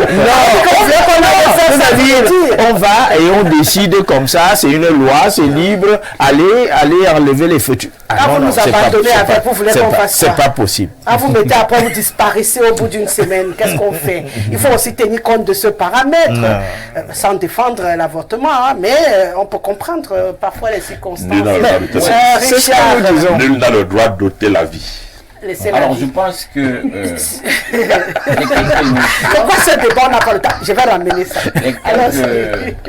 En droit, on dit que l'enfant simplement conçu est considéré comme né, toutefois qu'il y va de son intérêt. Il y a quelque chose comme ça, les juges peuvent le prendre. À partir de c'est que, vraiment au-delà de tout, du bon sens qui est lié à ça, à notre culture, qui est par rapport à ça, il faut rappeler que la plupart des personnes qui défendent ces idéologies-là sont des femmes qui n'accouchent même pas. Parfois qui n'ont même jamais porté une grossesse. Parfois les gens inventent des lobbies là pour se gagner de l'argent et parfois pour alimenter le marché noir. Donc moi je dis, la position de notre pays doit être catégorique à ce sujet et je suis absolument applaudiste de cette position que notre gouvernement a adoptée vis-à-vis de cette position. Pas d'avortement. Donc vraiment, zéro avortement. Bon, les filles, encore le combat pour y arriver. Apparemment, ils ne veulent pas nous laisser passer, quoi. Bonsoir, la jolissime Rosalie. Très bien vêtue, jolie ce soir. Rosalie, la femme a le droit de disposer de son corps. À ce titre, le gouvernement devrait aller vers la libération. C'est pour éviter les avortements clandestins. Voilà, c'est Rémis du côté du Gabon qui nous écrit ce soir. Voilà. Bonsoir la mère. Ah d'accord, c'est gentil. Là, je vais m'arrêter parce que... bonsoir Rosalie, quand tout le monde parle en même temps, bon, on a résolu le problème. Même le viol ne fait pas partie des droits à l'avortement aussi. Si, ça fait partie. Le viol en fait partie. Il faut aller lire nos tests, ils vont te le dire. C'est pourquoi j'étais en train de demander qu'est-ce qui va prouver si j'ai déchiré un peu mon habit. Et après, on va dire qu'on m'a violé. Il y a un constat médical. Il y a un médecin.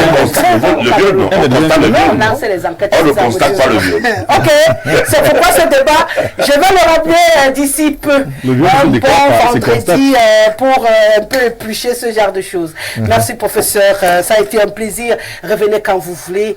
J'ai pris plaisir à vous avoir sur ce plateau. Merci Rosalie. Je dois dire, c'est la première fois que je viens sur votre plateau et j'y ai rencontré des gens formidables, des gens qui résonnent, je crois que nous avons été utiles à vos téléspectateurs. Donc merci, je reviendrai quand vous m'offrirez la possibilité de revenir. Une fois que vous rentrez dans la famille du Grand Soir, rassurez-vous, vous devenez un enfant de la maison. On rappelle pour les téléspectateurs, vous êtes promoteur de l'Institut universitaire des techniques et des sciences du côté d'Oubbala. Et on vous souhaite de rentrer en bonne santé chez vous. Merci, voilà. Merci révérend Emmanuel Paco, on est ensemble. Et merci à monsieur le maire, bien entendu, conseiller municipal en Bangassina. On doit aller là-bas pour le 20 mai. Il faut donner seulement l'argent. J'envoie une équipe à Bangassina pour filmer le 20 mai. Merci à Richard Tebolbaï, homme politique que j'aime beaucoup, voilà, que j'affectionne beaucoup. Vous le verrez très souvent sur ce plateau. Ismaël était derrière les caméras. Mon chéri à moi, Anissé Nomo, a mixé cette émission. Je ne sais pas si Eda Salé Ben. Je ne sais même pas. Je ne sais même pas si Eda Salé Kenfa. Je ne sais pas. Mais je m'arrête. On se retrouve demain pour la dernière livraison de la semaine. Hermine Louga s'installe pour le journal en anglais. Respect, monsieur Doneva. À très vite.